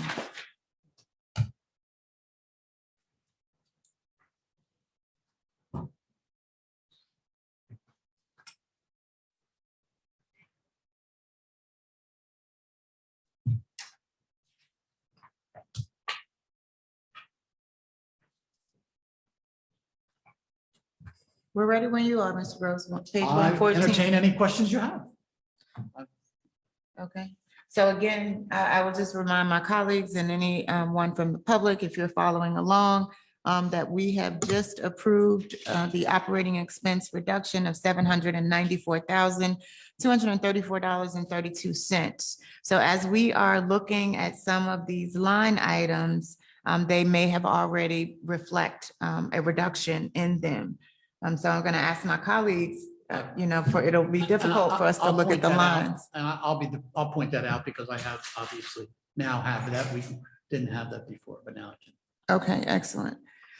So as it refers to construction salaries and wages, it looks that are there any questions regarding the salary No. or the overtime? So I have a few questions. We've already removed the promotion and the keyboarding clerk one. And the building inspectors, right? The hourly building inspectors. I don't think we removed those. Did Did we we? keep those or did we move those? That's an It was open kept? position, though. You're right. Reduce it by 17,000. Okay. We reduced it by 17. The open position for business inspectors? The building inspectors. I thought we reduced that. I By thought we, 17,000, that doesn't sound. Clerk would know. Do we have, The only thing that was, I think the only thing reduced from this budget was 17,000. 17,000. so we left the open For the- position for for the a building part-time- for the inspector of part-time $100,000? The open, I thought this open position left because this is a very busy office and, we have to make sure that we have the proper staff. This is not a new position. It's just an open position. And While I thought you did take out, I thought this one remained. We can check for the clerk on that. Okay, so where does the $17,000 reduction come from? Those are from the part-time inspectors. Okay, Well, I just don't remember 17,000. I think I remember now you asking us to hold on it until we went through it because it was important, but I don't remember 17,000. Can you check, Madam Clerk, see? I got that number We from Madam voted. Clerk, so I'll. Oh. But I don't remember that. I'm trying to, I went back and that was a while. There was a lot going on, so we all made our notes and we all compared afterwards, and then we went back to Madam Clerk, who has the official records, Okay. so. so, it just didn't add up to me, the 590 top line base salary pay. Because the open positions, so essentially that's 21,000 less than was budgeted, amended in 22. It was 102 more than was actually spent. But I don't see how those numbers correlate to the 117 and the 45 and the $2,500 promotion. Like that they didn't add up to me. So, we have either 46,800 in new money in here, or we have 117,700 plus the 46,800. And neither one of those numbers add up to what I'm seeing between 22 and 23. Well, if you look at the total, we had 727 last year, and this year we have 740. So that's a 1.8% increase in a year when you have a 3% salary increase. So clearly, there's nothing unusually added to this. This is a department that does fluctuate between part-time and full, because we have a lot of part-time employees that come in and out, and sometimes it's sporadic. If we have a big project, we'll bring somebody in that perhaps works from another town to work part-time so that we can address the extra load because of a particular project, and that project isn't going to last forever. So we don't hire full-time employees for that. So there's always going to be fluctuation in this department for that. And if you go to the next page on the salary, the total is 747.12. Which is the same number that's in here. I see the breakdown that we're looking at is 150 for hourly and 590 for the base pay.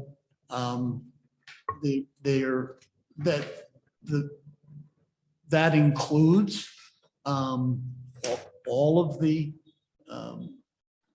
salaries that you look here. It's a different breakdown on the next page, because again, in an effort to provide more detail, sometimes things have to be, the numbers don't necessarily match up exactly, but the bottom lines do. So I hear you. I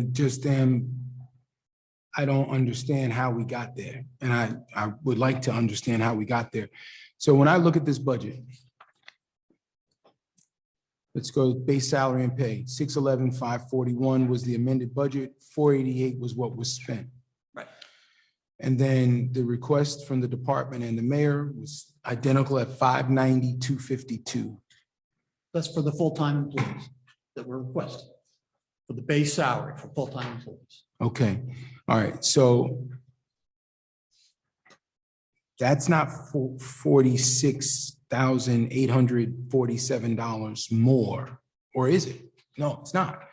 Like, because it's 21,000 less than was budgeted. It's $102,000 more than was spent.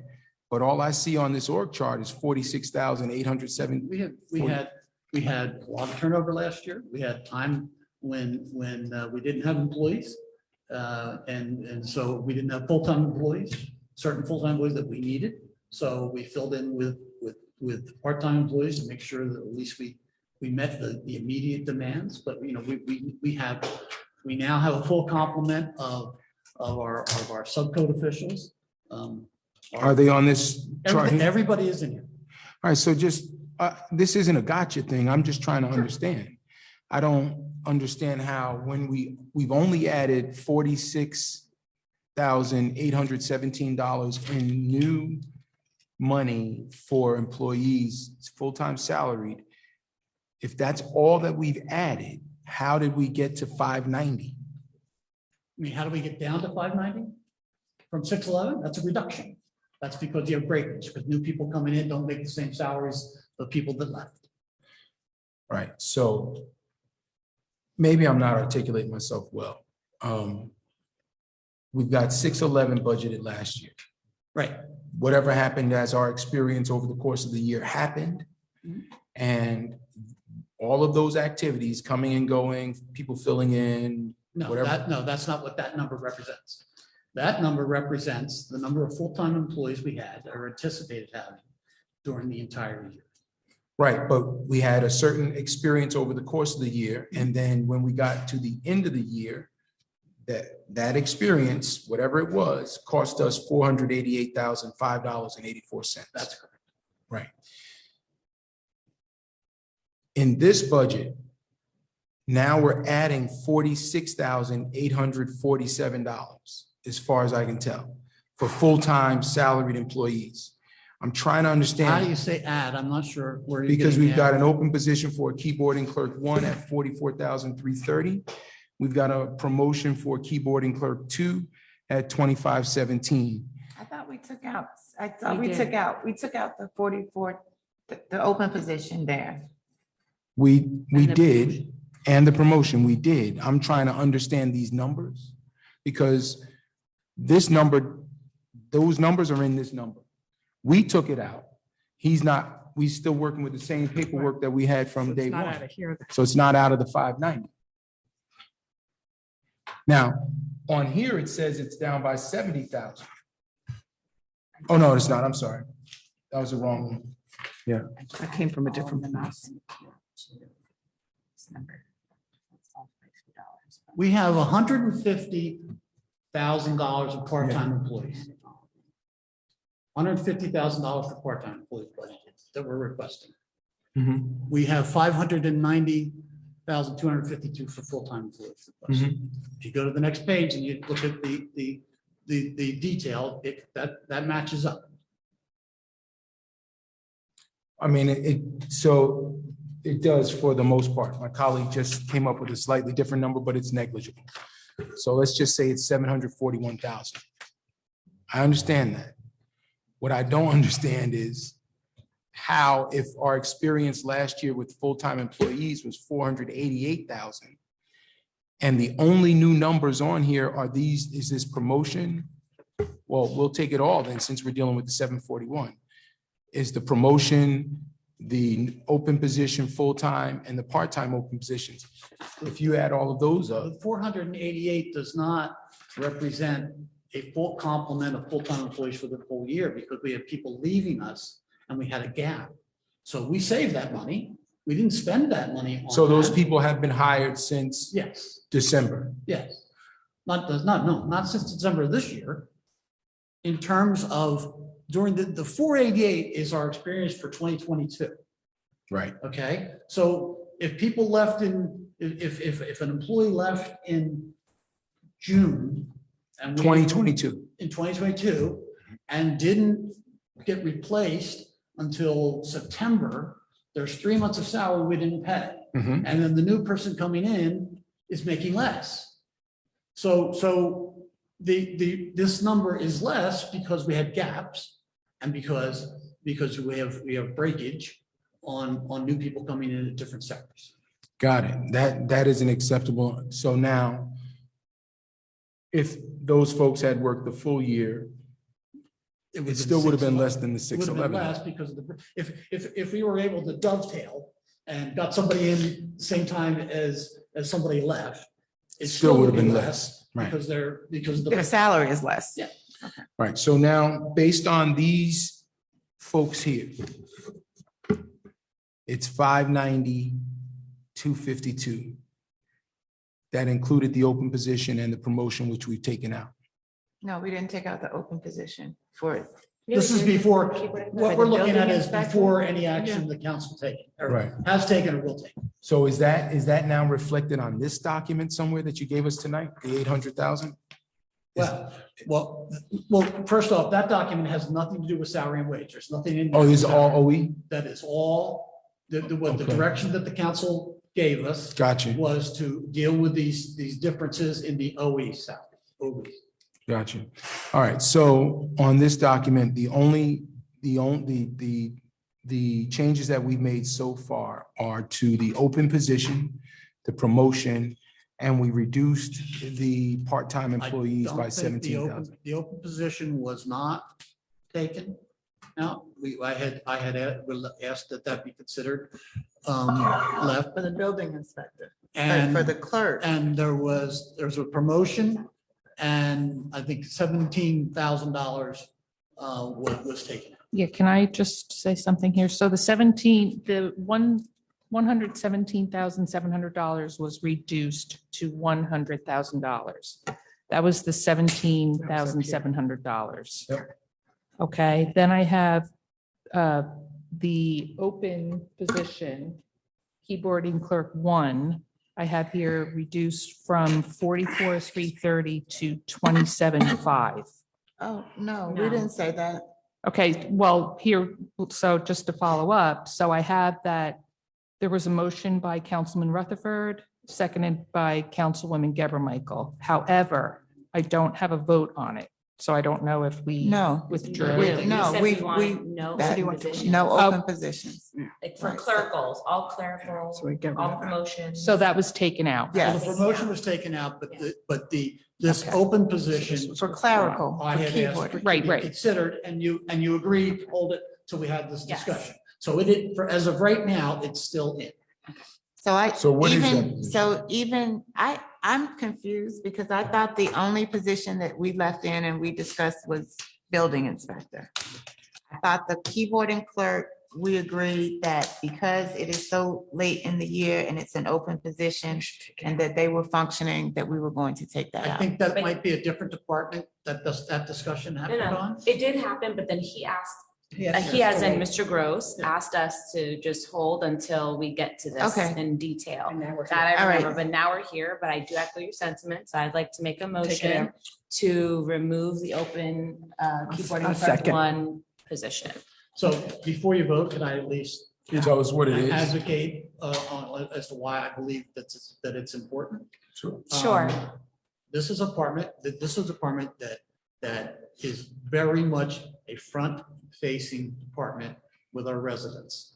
This is a position that is the entry level when our residents come with their permits or their contractors with their permits in order to effectuate and get them going, get everything done and processed in a timely manner. We need strong clerical presence. This is a position that gives us that ability, keeping in mind that employees, we have, employees have vacation time, all the normal complement. And this is a department where, it's kind of like, from the time the door opens to the end of the day, there's a constant flow of residential activity. So this is a high service area directly facial to our residents and their representatives. And in order for us to provide the best service and quite frankly, allow our residents to get their construction jobs done and make improvements in their home in the fastest method possible, we think this is really a very important position to maintain. I think we have to be fair across the board, though. We said no to all the other departments. I hear you. I understand what you're saying. So I just want to clarify, are we talking about page 115? Yeah. And so at the top of the department name, it says Recreation Department?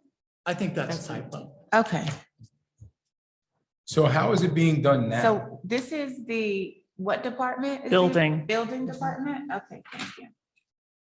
How is it? Yeah, can you explain how they're functioning currently? We're running behind on processing. Mhm. And so is there an opportunity, for instance, with the county, there were interns that came in last year that were able to supplement in some of these clerical positions. Is that an opportunity that we took advantage of? We are, this and year? they start coming in June, but they don't know our systems. I mean, we use them. We use them for doing a lot of work that we can't get to, a lot of manual labor that goes on in the departments. What's that? It's only for 8 weeks. Can we Yeah. implement our own internship process? I mean, the county hires interns throughout the year. Well, we'd have to As an pay, example, we have to pay them, so we need you money can to do pay free them. internships too. I'm sorry. Yeah, we do that, but Yeah, for we're college talking, students we're or- talking about, look, we're gonna handle with what I'm telling you is that we're always, we're running behind based on our table of organization that we have now and the people that we have in our place. We think this is an important, of all the positions that we've put in here before that you've taken out, this is the only one that I'm arguing that is really critical to this department's activities. So That's that's my opinion, and I respect your position and your reasons why, but I really do, I need to be able to express that. But So what if we, is Patrick Quinn is also listed twice here as, One is a promotion. okay, and we've already taken that out. so what if you do this? What if you reduce the 27,000 from the building inspector's wage to get your clerk that way? We're gonna figure out how to manage, so I appreciate that, but we need those inspectors too. I Because was again, just trying- no, that's what I'm saying. In other words, when the resident picks up the phone and says, why can't I get an inspection? And I've got to say, well, I've got to answer that question. So we're presenting to you an operational budget that we think that we need. And like I said, we fully respect your position and the concerns and the situation that we're in. We agree with you. Is there a motion? This one in particular, we feel strongly about, stronger than the others. Is there a motion to make any adjustments? He said it doesn't make a difference. He said you can't because they need the building inspectors. They need. Well, No. He Is doesn't. there a motion to remove the open I made the position? motion. Is there a second to that? Didn't someone already second I it? second it. Okay, so, and then we've also heard the explanation, and now I'll call for the vote. So it's been moved and properly seconded that we remove the keyboard and clerk 1 position from the building department table. All those in favor? No. I was going to do a roll call. Oh, you're gonna do a roll call Yeah. vote? Okay. Councilwoman Geber Michael, Yes. Councilman Rutherford, Yes. Councilwoman Scarpa, Yes. Council President Williams. Yes, And we've already done the vote on the 17-7. yes. All right. All right, and so as we look at the next line, page 116, again, there have already been any adjustments or some adjustments perhaps that we're. There's already been a reduction of 70,000, 3726. Okay, thank you. And as we go through page 117, are there any questions regarding 117? Or are there any additional explanations, Mr. Gross, that you would like to offer? I do see something on here that said electricity O&E was reduced by 6,835, and then I see a construction operating expenses. I'm sorry, and construction operating expenses reduced by 70,000, and the electricity increased to 6,835. Right, so the increase to the 6835 is based on our projection of what we need to spend for spending out for the year. We had discussed that in the formula that we did in order to get to this 800,000, that we were projecting our total costs out and then whatever was left over. So our recommendation and what the calculation was, the electricity actually is going to go up 6835. So that means the number on line 144 should be $406,835.40. Is that right? or 80 cents? Yes, that will be 406,008. That's what this analysis did, because keep in mind, some things were gonna go up and some things were gonna go down. What is the escalator that we're paying to PSE&G for our electricity this year, or whoever we're paying it to? Well, it's most of the shifts are based on fossil fuels. So as fossil fuels fluctuate, so does some of the add-ons in the electrical. So, And have we done any RFPs, RFQs for, I know we had discussed using some of our facilities for solar opportunities. Have we done any type of? we're not out yet, but we expect to be out this year with some type of RFP. Certainly not going to impact this year's budget, but certainly future years, yes. So what I'm getting at, I know PSE&G has an escalator, but it looks like your initial projection was, a little over 10% more than the actual amount expended last year. So that right now you're looking at What did we? 344 last year actual. That's actual as of the end of the year when we cut this, but we have more bills came in. And based on those bills, we projected that we're actually going to overspend that.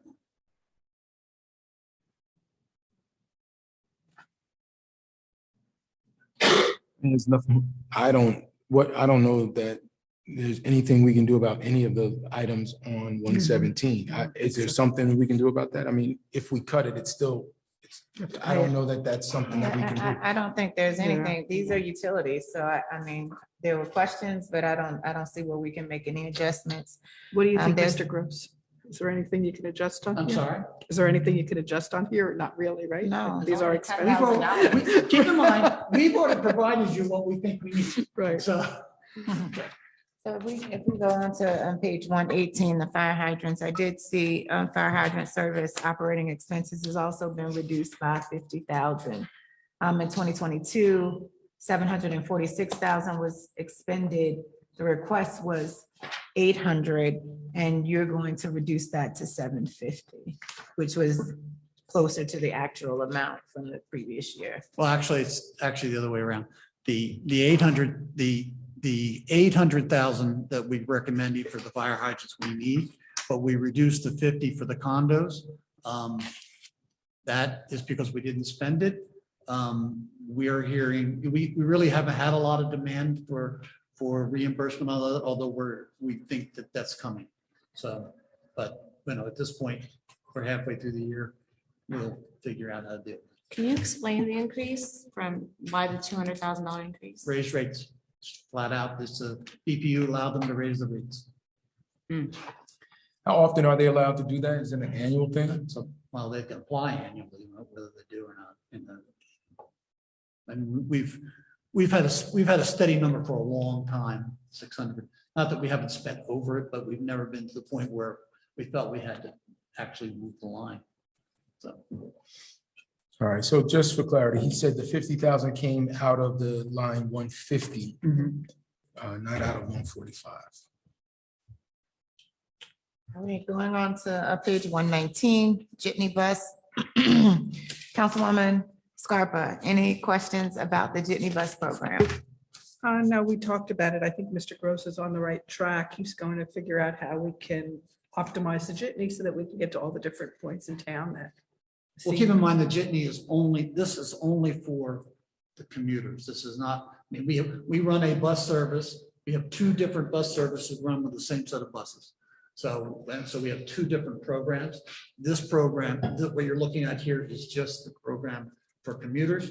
You've already looked at the program for residents, for our older adults. I'd like to see us charge something for it. I think serious in a budget season like Your this. Oh, in a budget season like this, I think we should ask the riders to pay something. It's a decision for the council to make.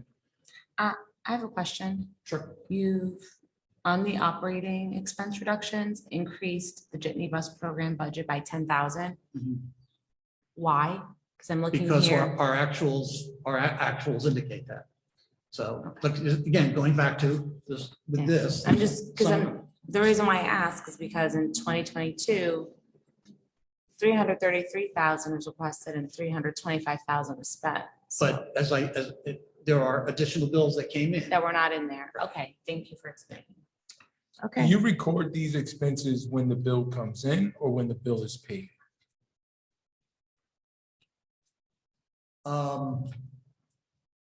When they come in, they get recorded. But there's a normal lag. So No, I get it, because you'll get your December bills in the first week or second week of January. Right. I just wanted to understand there's a time, Yes. sometimes up to 60 days between when you get a bill. sometimes longer. well, this year it was even longer. All right, so, and this is, if we were to increase the fee on the jitney, I need to understand, I don't take the jitney. What I've heard from some residents is that, folks from out of town will come and park near a jitney stop and take the jitney and we don't check ID. Is that accurate? Probably. How many people take use the Obviously, Jitney service?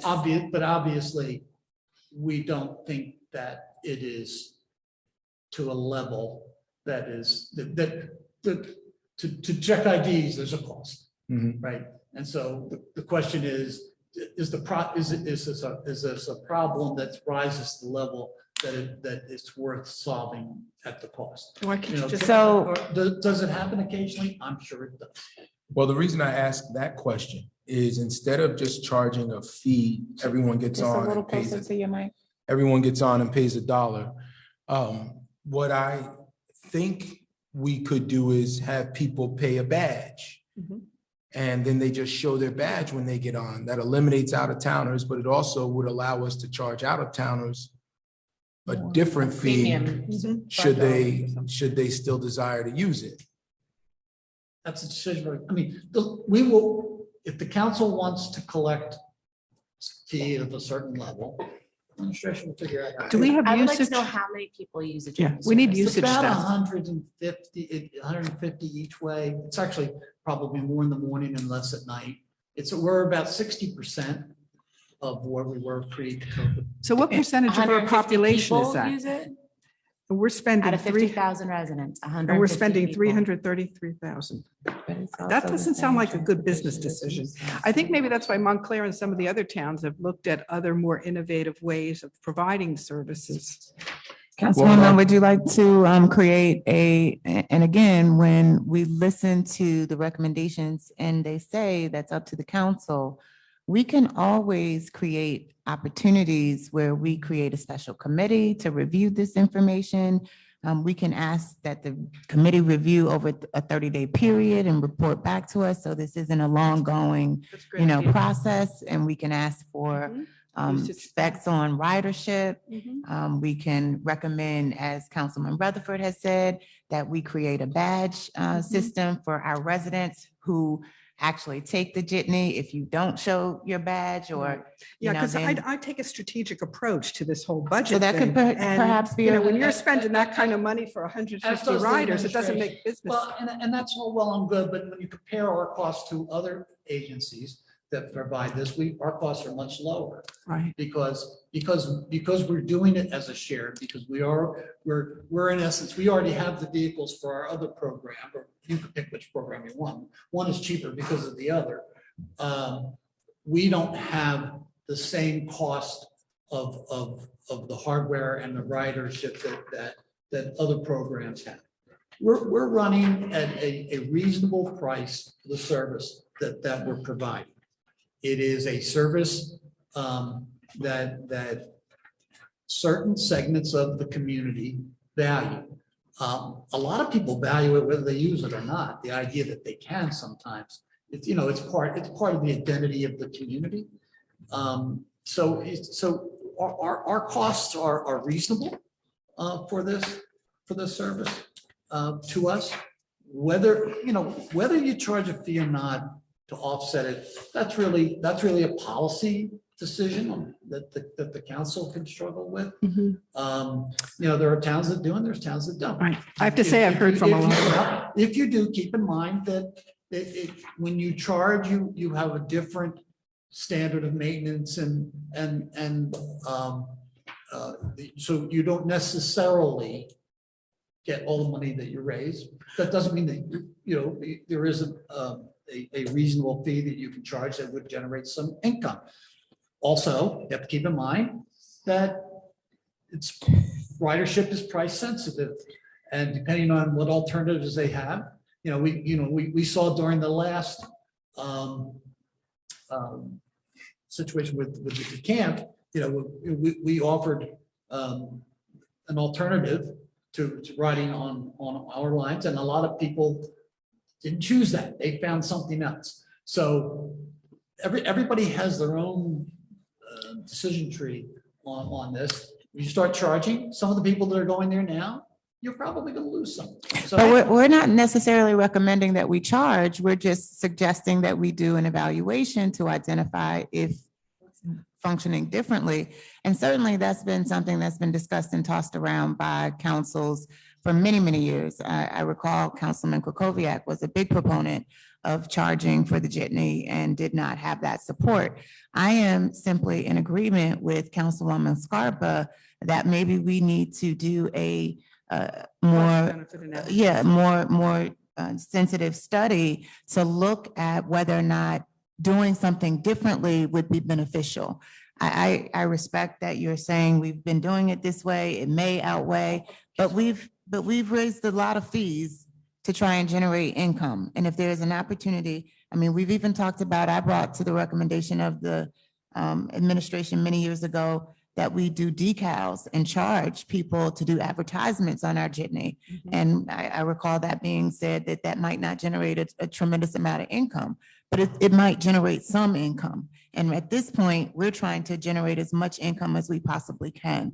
And it just speaks to the point that we have to consider every option and every opportunity instead of doing things the way that we've always been done. And So I have to say, concur. I've gotten a lot of residents who have told me that they resent paying for a jitney that only a small percentage of the population uses. Council President, just to be clear, I wasn't making an argument not to charge.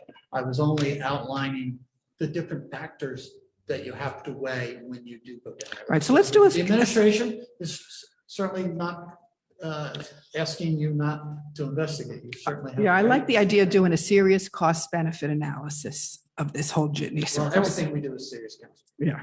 Well, so we Detailed. as council president, if it is the will of my colleagues and we have the support, we can certainly recommend that we do a special committee to review. Okay. All right? Okay, thank you. We can move on. So just for the record, part of the reason why, and I didn't hear Mr. Gross state this a moment ago, and I think it's important for us to consider whether we make the changes to the fees or not. We don't have the same access to trains as our neighboring towns do. So what we don't want to do is have a negative effect on folks that are commuters looking to purchase properties here. If the number is negligible, then it probably won't. If the number is meaningful, then it will. But I think that's something we've got to consider. We don't have the same infrastructure as some of these other towns. So that's And my thought on it that. definitely is a compliment for the real estate community when we are talking about why West Orange as opposed to some of our neighboring train communities. The jitney is definitely a selling point, but again, I think we need to do a serious evaluation and see, where we stand. Okay. Agreed. All right, so we were at the top of 119 with Jitney Bus Program. We've had a thorough discussion on opportunities that we might be able to move forward. Are there any other questions? If not, I'll go ahead and go to page 120. Well, I have a question. yeah, Salary adjustment, salary and wages, Mhm. line number 900, other fund earnings. Can you explain what that $950,000 is spent? Yeah, on? we It's had almost $1 discussed million. it in October of last year. We looked at what our actual costs were for an anticipated cost for retirees, retiree payouts for vacation and sick time For the payouts. jitney. And this and is- so we fund that annually through a special emergency, and that's what that is. So I looked at the sheet you provided us that had that breakdown. Some of those numbers are alarming. I want to know what we can do as a council to affect those. Because some of those numbers, as you know, because you sent them to me, to all of us actually, are, huge. So my first question is, I thought Governor Christie or one of those prior governors got away from those payouts when folks left public service. I thought there was a limit or a cap or an elimination in some cases of that payment. I could be wrong, but I'd like to hear. It all depended on when you were hired. So for new employees, they don't get that. New employees, there are other limitations, small, much smaller. So can we require those certainly that have the larger numbers? Can we make any adjustments to that at all? For example, is it possible for in the calculation to calculate the amount based on what they were earning at the time, or is that a part of the calculation? So they bank these hours 20 years ago, 30 years ago. And then when they were making a fraction of what they're making now, and then we pay them what they're making now. And how can we, do we have the authority, the legal ability to change that? No. And we went to the legislature back in 2012. Asked them to allow us, before I go into that, every frustration that you have about that is legitimate. Every feeling that you have about why that shouldn't be able to be the way it is legitimate. And the reality is, it is the way it is, and they're contractual, and you can't, there's nothing. you It's can do except contractual. to try to negotiate it away. So you have to negotiate it when you do contract. Because as a teacher, I only get paid out when I leave for 100 days. And I don't get the benefits because Christie changed the rules. My sister has free healthcare forever. I don't. We have done that. We've made changes with some of the unions, most of them not. It is very frustrating, and it is alarming in the sense that those costs. So going back to what the thought was, understanding that there was no way out of that. We went to the legislature and asked the legislature and the local finance board before that, if they would allow us to borrow the money then and pay everybody off. Stop the bleeding. But the legislature would not allow. The local finance board would not allow. So is there even with your suggestion, Councilman Rutherford, my concern would be, even in the years that they banked the hours, how the administration would have captured that? Well, you would know what years, because this is essentially paid time off, whether it's sick pay or vacation pay or some other compensatory pay. It was earned in a certain period of time. There's vacation time, which is non-negotiable, the sick time is negotiable. We don't pay personal time. They have to use that. So Can we require them? Comp time, we can't stop them from accruing comp time. They could choose to take that as opposed to being paid. So the rules are set up, and they're not helpful to this situation. So there's no way we can adjust the formula that's used to account for this. Unilaterally, right? I mean, The state would have to do that. Well, the All right. state can't do that. It's contract negotiations. So we can negotiate, we can, You could. We need to do a better job of contract all negotiation. right. So then the second question then, all right, the second question is, well, I have a few on this. Do we have sick bank? I'm sorry? Do we have a sick bank? Yeah. Are employees allowed to Yeah, bank their sick time? no. Are they allowed to give their sick time into the sick bank so that those folks that face catastrophic illnesses or extended periods We of do time that, away? actually. have done We that. we have that. We have a policy. It's not a bank per se. It is at the time of need, employees will Donate time, okay, all right. And can we require some portion of that be used of that, final payout? No. All right, can we require that some of that time be used before they go? I know that some people can- choose to. Isn't that what's Can- happening now? Can we require it? Or not carryover. They do. Well, you can't require somebody to take sick time. No, but you No, but can do could use it or lose it. Use it or lose it, which is what a lot of Well, you people have to do. Negotiate. Right. That's when you do your Nothing contract. happens unilaterally. So if we negotiate this County has fall, use it or lose it with the vacation Yeah, days. but that's because it was negotiated. if we were to negotiate that now, would it affect any of these numbers? Well, the contracts aren't up for Well, it depends on what you renegotiation. so- negotiate. So, Right. and so this fall, when we go into negotiation, Mhm. if we are successful at making some of these adjustments, it could affect these payout numbers. Now, I know folks could then say, hey, I'm gonna leave now before any of that happens. I get it. But should they stick around and we have a successful negotiation with a new contract that affects the formula or the ability to either use it or lose it, or minimizes or caps the number of hours or days or whatever it is you can get paid out on. If those changes are made in the negotiations this fall, it would affect the numbers that are in this 950,000.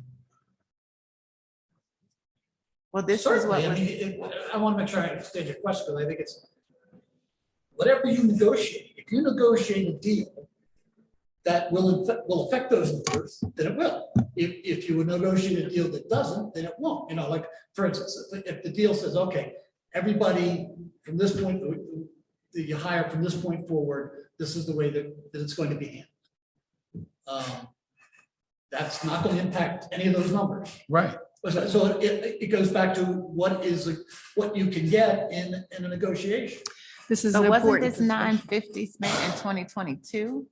This isn't projected for 2023. Yeah. It is. It is. It's just not, it is. But It's this just is a not- very important discussion to have actually more because than this is the structural problem in our budget. Salaries, wages, and pension is well over 60% of it. And if we don't get that under control, we're never going to balance our The budget. administration is fully cognizant and believes in that. And frankly, we've been trying to negotiate such concessions, and we will continue to try to negotiate. Well, have there those been any concessions. successful negotiations? I'm sorry, have there been any successful negotiations to address this in the past? Yeah, our non-uniform unions have negotiated we've negotiated significant reductions, not so much with. Well, the criticism that I've heard Not so is much with that uniform. the deductions or the reductions or the burden of the changes falls disproportionately to new hires or younger people on the job, and folks at the top of the ladder don't take the same kind of.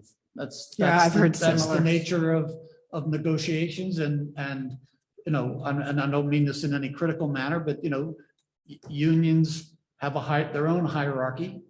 And they're willing to negotiate what they're willing to negotiate. So does that mean that ultimately the answer is no? That's what it sounds No, like. it's not. No, it's It means to choose to ultimately, negotiate. ultimately. How could it? Look, Well, we this- don't this negotiate. is- We don't negotiate. This is is a big priority for the administration. But I don't want to feed you with false hope. This is also a big priority for our employees So Okay. what we can negotiate remains to be seen. All right. NJSLOM.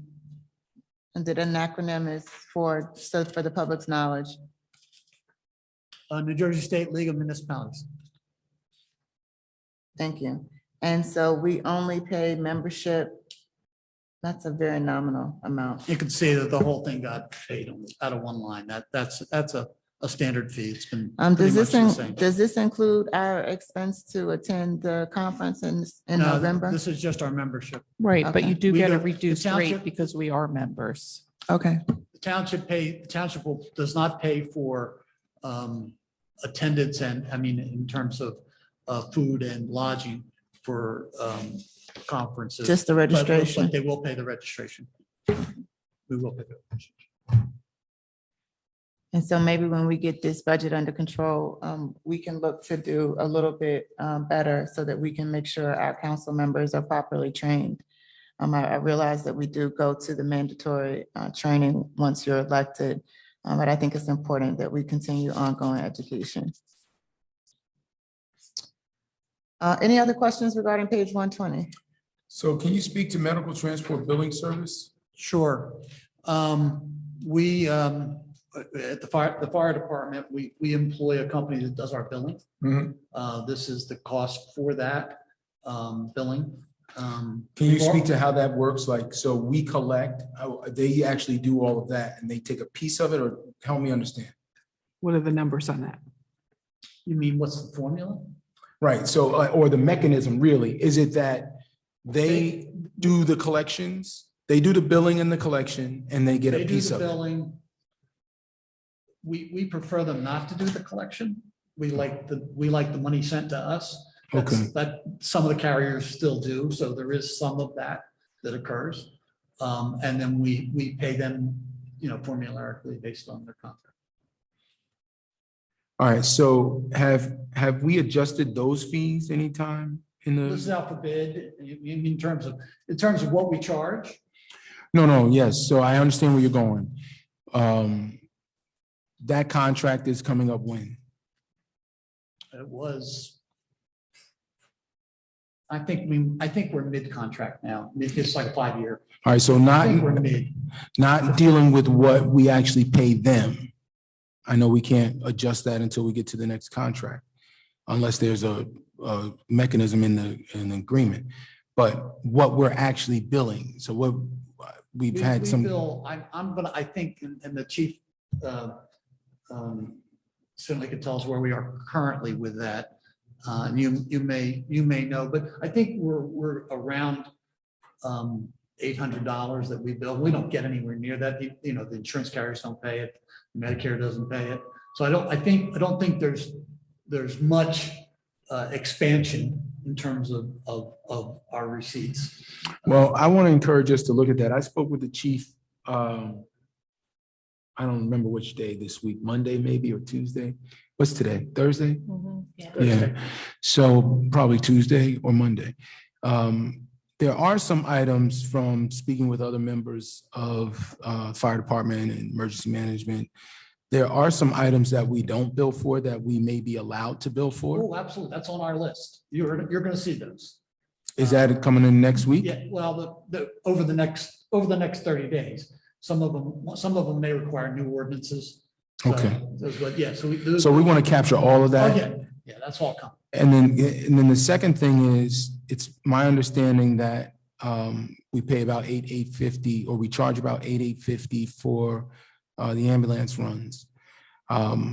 There is room to increase it. I don't know how high we can go. Maybe Mr. Smeraldo can speak to that. I know there's some usual and customary language in there. The ambulance billing service there is no standard fee. It is the industry standard that most people go by. I helped implement it originally in 2007 because we didn't do it prior to 2007 because Medicare, Medicaid wouldn't allow us to not balance bill of residents. We had to balance bill and charge. When we did 80%, we would go after and collect the 20%. So the council was adamant, the mayor was adamant at the time, said we're not going to go after our residents. Once Medicare, Medicaid changed it, which is a federal insurance, it's, they said, if you make reasonable attempts to collect that monies, you can then write it off if it's not collectible, depending on the means of the person, AKA residents of West Orange. Doesn't mean we cannot still balance bill out of towners, transport car accidents, things of that, motor vehicle accidents, things of that nature. We started out at like $600, I believe, at the time. We raised it up to about eight. I think it's at $850 now. That was when I was still employed by the department. The industry standard has gone up. I don't know what the exact amount is now, but I think it's about $950 to $1,000. It doesn't guarantee you that you'll collect all that money, because you also have Medicare, Medicaid. Medicaid payments are very low. I don't know what the payer mix exactly is for West Orange correctly right now. However, if we were to increase our fees per the runs, you would obviously see a definite increase. But out of an $850 bill, I would say you're probably collecting about $450 per trip. But that's largely because of Medicaid, right? No, it's Well, no, it's been- even the privates. I mean, it's on our list. Well, I mean, that's an average number. As an Medicaid is average at the number, we're bottom of probably- that scale. Yeah, without knowing the data, not getting into that, I would Medicare, I say think, is just shy of 400 that they pay. Medicaid. Medicare, no, Medicare. Medicare. No, Medicaid's less. Medicaid's under, I think Right. Medicaid's under $200 right now. Yeah. Right, And which is part of the reason, from my understanding, and you guys can correct me if I'm wrong, there are some groups, particularly in town, that have Medicaid patients, and they will call they'll call 911, because they know if they call Robert Wood Johnson or someone else, they're not sending an ambulance for $100 or $150. They're not going to, they can't afford to do it, because Well, it costs more than that to send the ambulance. They're either not sending it, or I won't say that they're not going to send it, because I don't know. that Well, that's- right, I that's probably shouldn't say accurate. that either. That, They may, but I think The the perception. time frame, our response time is so exceptional that they just will call us. so And we've got to I figure doubt- out how to better manage that. we Given agree, the we large agree, number. and we're looking at strategies for that as well. So would that equate to going after our residents if the No. insurance didn't pay? What- No. What, Well, what are you The administration suggesting? is not recommending that we do that. The council isn't either, So or this councilman isn't. what mechanism are you suggesting to do? So the way it works, the insurance companies, Medicare and Medicaid, pay a percentage, 80% of whatever that bill is, up to a certain amount. If for those companies that will pay 80% of a larger amount than what we're currently charging, which is roughly $850, we capture that difference on 4,600 runs that we had last year. Even if we got $100 more on average, if we brought our average Get that. collection, well, I Not don't on know, we got to Not figure on it out. average, because the reason, if you think about it, the vast majority of what we're doing, senior citizens, so Medicare is first. And if they have a secondary insurance, then it has to be a secondary insurance that's paying a larger premium. And that's the exception to the rule. So that's why I say it's on our list of things to consider. But I guess what I was trying to say was you're not going to see a big blip. In other words, we're not going to say, oh, we can lower the tax rate because of the amount that we're going to get from that.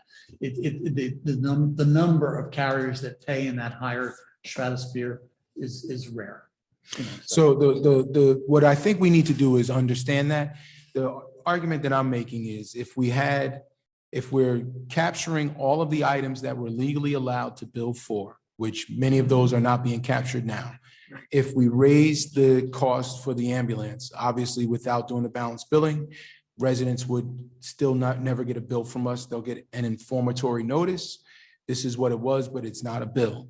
So I want to be very clear on that. This is not to raise fees on residents, but it would allow us for non-resident runs to capture even more revenue, because we can then go after that 20% and collect some portion of it. For all of the runs that are covered by private insurance, capture a little bit more revenue. For all of the runs that have additional services like oxygen or whatever that we can legally charge for, we'll get additional revenue. And if we can figure out a way to address the senior issue that we have in town without burdening seniors, that will get additional revenue. If we can just raise our average, and I don't know what that number is, but I'll even go low. If we just raise the average by $50 with 4,600 runs, that's $230,000. Like, that's a number. We need to do that. I just don't, your math is right, but but the ability to raise $50 on average, that's a big one. We're not disagreeing. We agree with you 100%. We are working and going to be presenting this to you. I just don't want to create an expectation that somehow or other there's $250,000 out there we're not getting, because I don't. Well, certainly there's money out there that we're not getting if we're not billing for everything. So I certainly agree. Whatever it is, we need it. Councilman, if I can add, just to let you know that the way this contract is structured, it's for fees, it's based on fees collected by the agency. So they're motivated to collect. So if they can collect it, they will get it for us because they're getting commission on it. So if they don't collect it, they aren't getting it. So. And they're charged to bill. And they're for charged to bill. everything that's billable. So I'm not 100% sure this issue of what's not that somehow. Well, I think, and speak with the chief about it, but I think there's some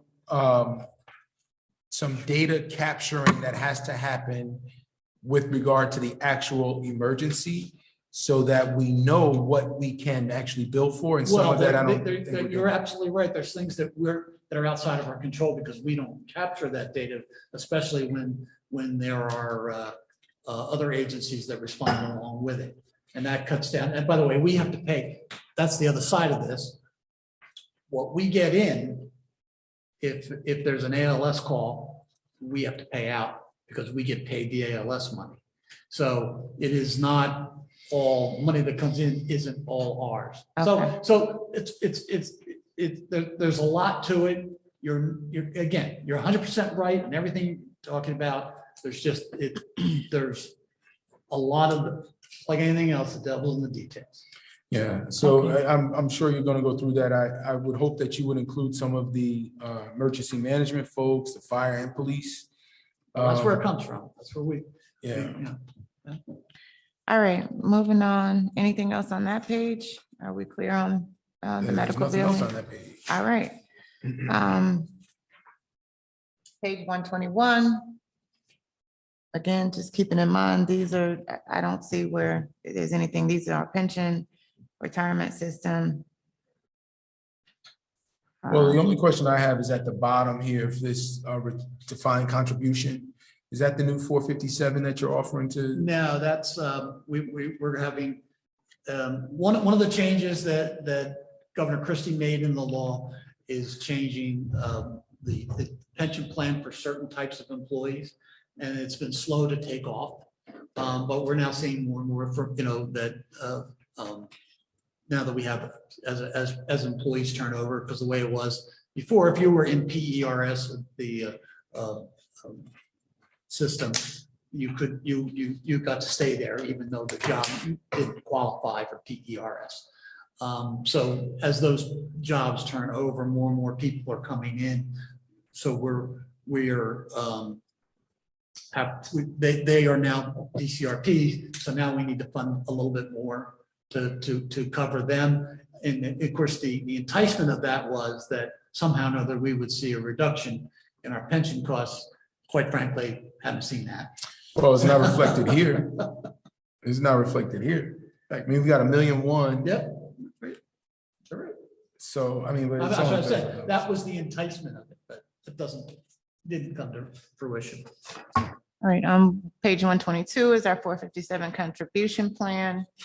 Certainly, we see an increase in the departmental requests, and the mayor's recommendation matched the departmental requests. However, can you give us an explanation of the increase? Yeah, as more and more new employees, every new policeman, every new fireman that comes in will be receiving this. And so that every year you're going to see this number go up. So is it paid in the first quarter of the following year? It's paid, no, it's paid in every pay. You don't see it here because in our payroll system can't break it out between two different lines within the budget. So it's paid for in the budget, then we reimburse the budget line from here. So. Page 123, reorganization plan.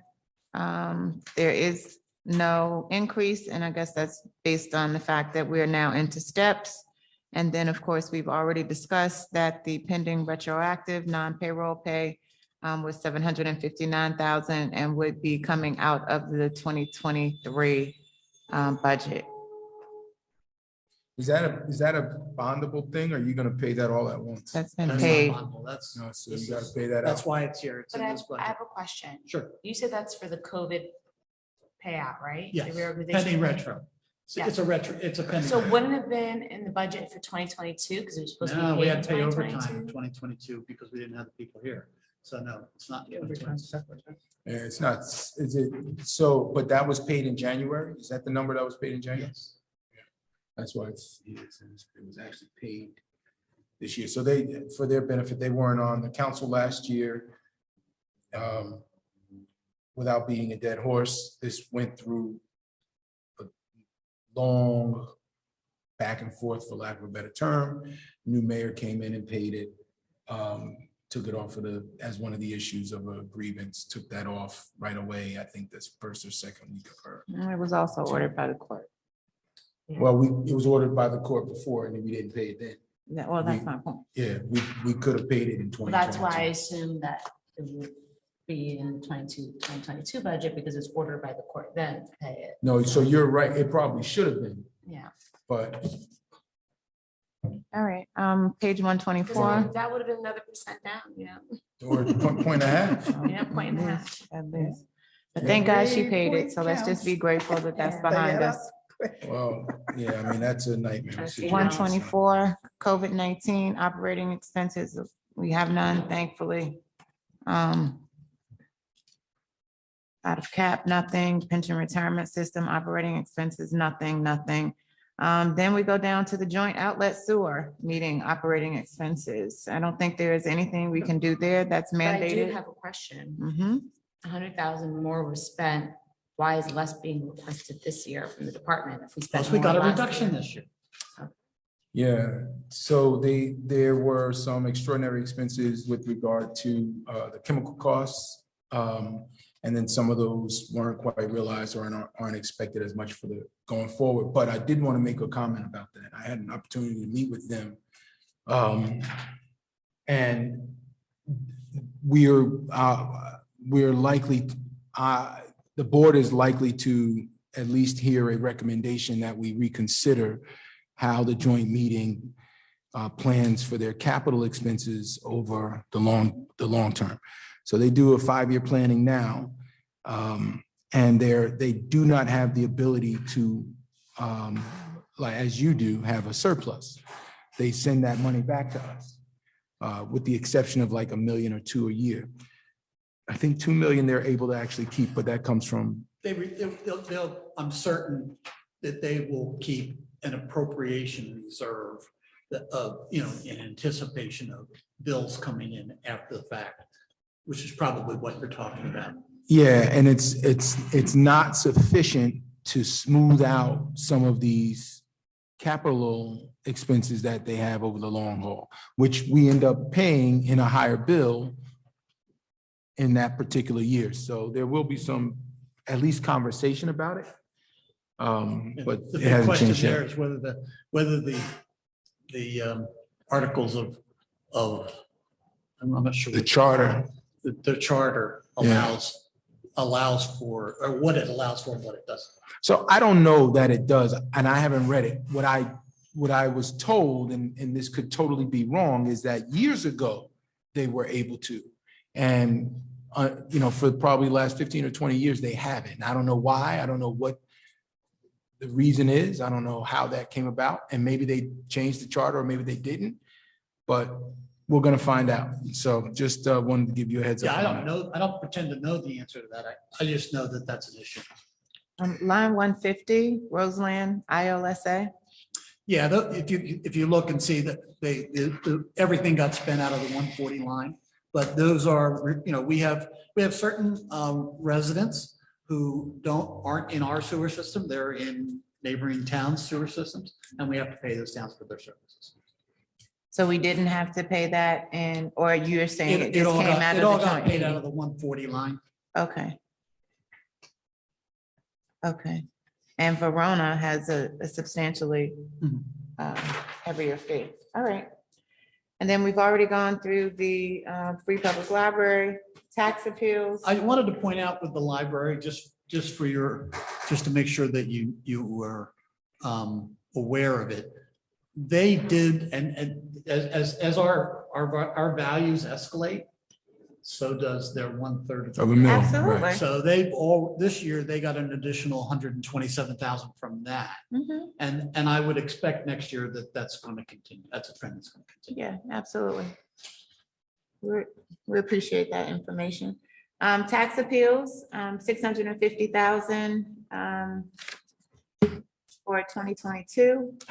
That number, so like whenever you see a number that's exact across the board, it's probably not. So what Well, we have a happened? reserve, so it funds a reserve. that we Oh, have. so, okay, I see, So, understand. but we did spend every penny of our reserve last year, so. But every year we budget a certain amount that gets segregated. Right. Solely for that purpose. Yes, Can you tell us what the amount is in that account now? 0. That's why I said we spent every penny last year. Okay. Page 126, school elections. And by the way, just to be free, it's not unusual when you're approaching a review. It's, you know, the nature of what's going on in terms of the dollars start to, because the dollars are getting bigger and bigger, the amount of the reserve in theory should grow. I mean, we're doing 650 since I've been here. And the amount of tax payouts have increased dramatically since then. So the money just doesn't go as far as it once did. And again, to page 126, Roseland tax assessor. Now, how is it, okay, so how is it that we don't have to pay the Roseland tax assessor? We don't, that's an old program. This is a vestige from, you know, the computer program that we use is, can't pull them out just because it's a 0. So it shows up there. Those first two, they're old agreements that we no longer have. But the Essex Bell and the Essex County CGIS network, I'm sorry, the Essex Bell is the only one we have left. The CGIS network, we also don't have. So what is this? Is that a shared services with Essex Feld? That's correct. And that's for our health Mhm. department? So explain that to me. So they pay us the 11,737 towards our health officer. So it offsets the cost of our health officer. So our So we health- pay it from, so we would pay it from, we pay it from here instead of paying it from the health department. right, but our health officer is their health officer. Yes, And what kind of time commitment is that? don't think it's huge. Do you know? Is it a I weekly thing? Is it a can't tell you. monthly thing? I can't tell you by time. I don't know the answer to that. I can certainly get you ask Michael.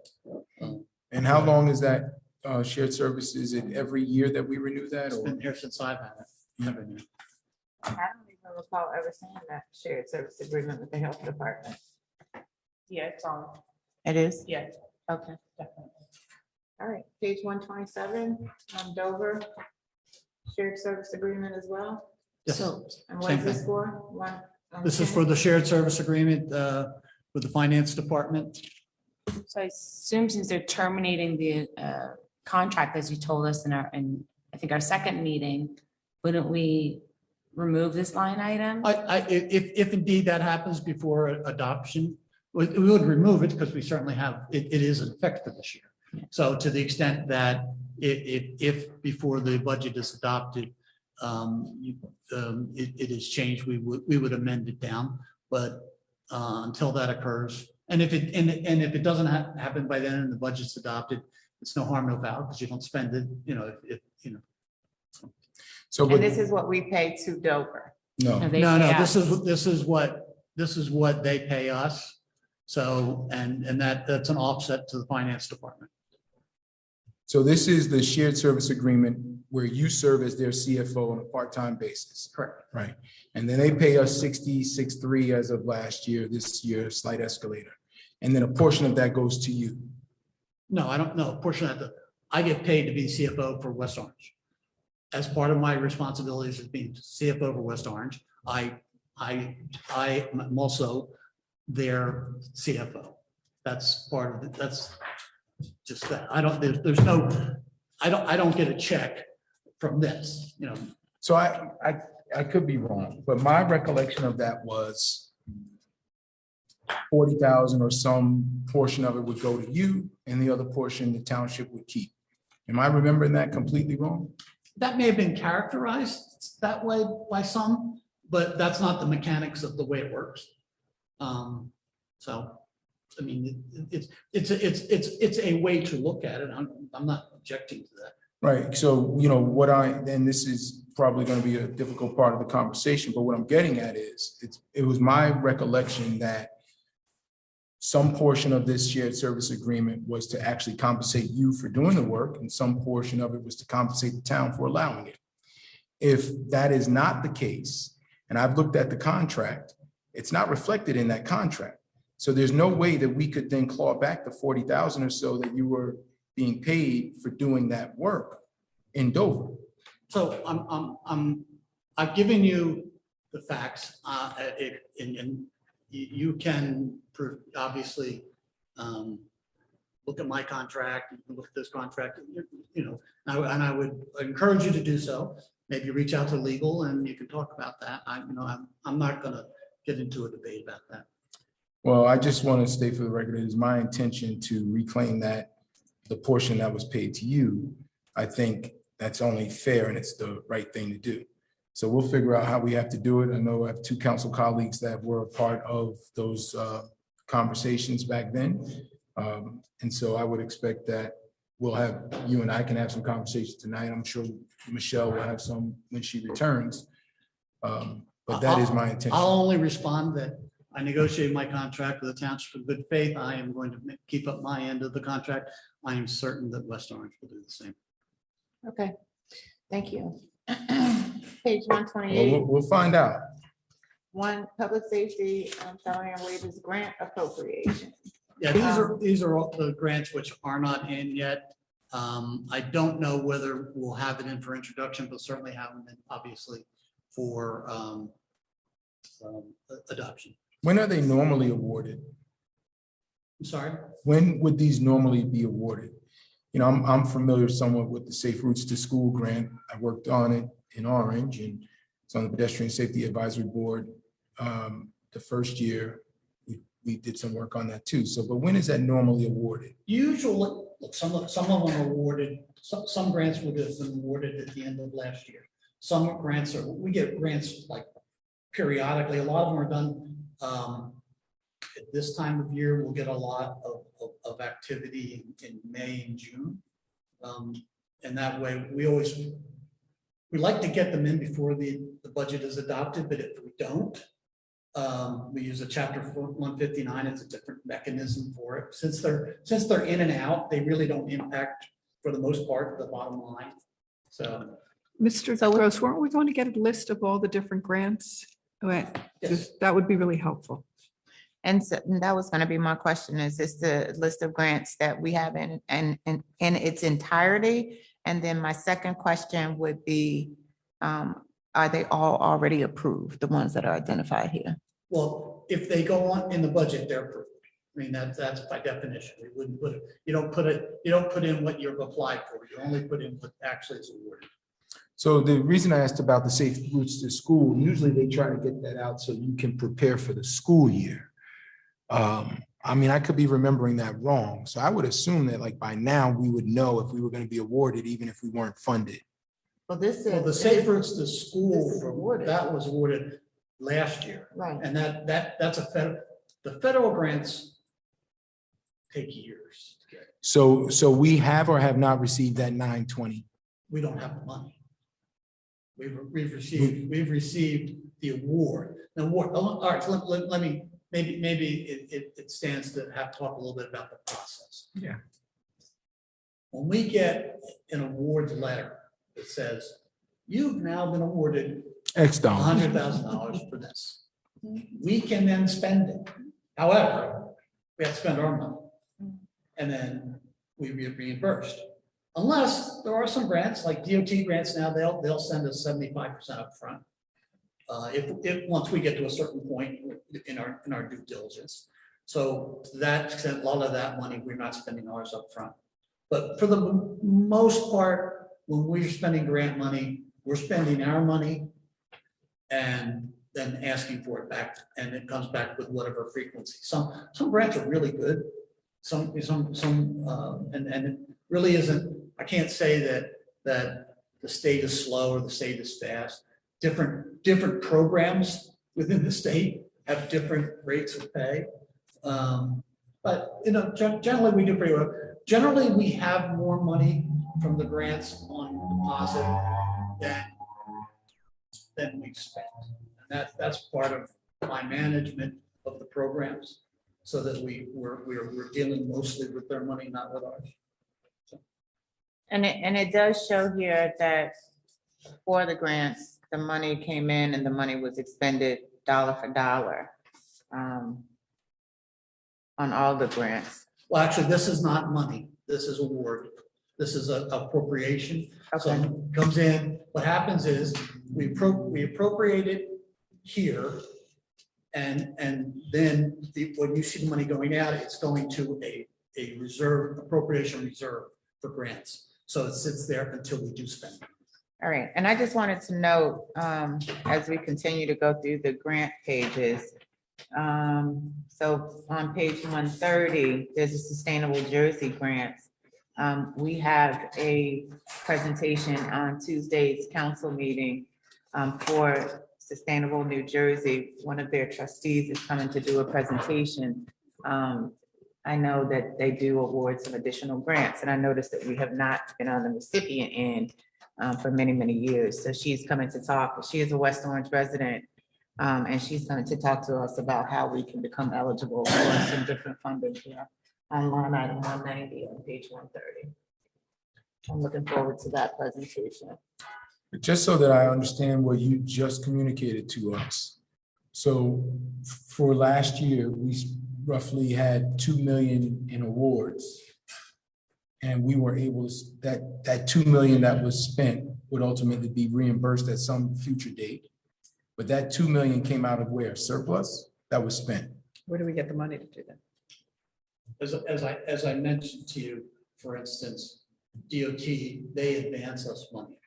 So we have money that's been advanced. We have money that are just straight awards that aren't contingent upon they're not reimbursement awards. They will give us the cash.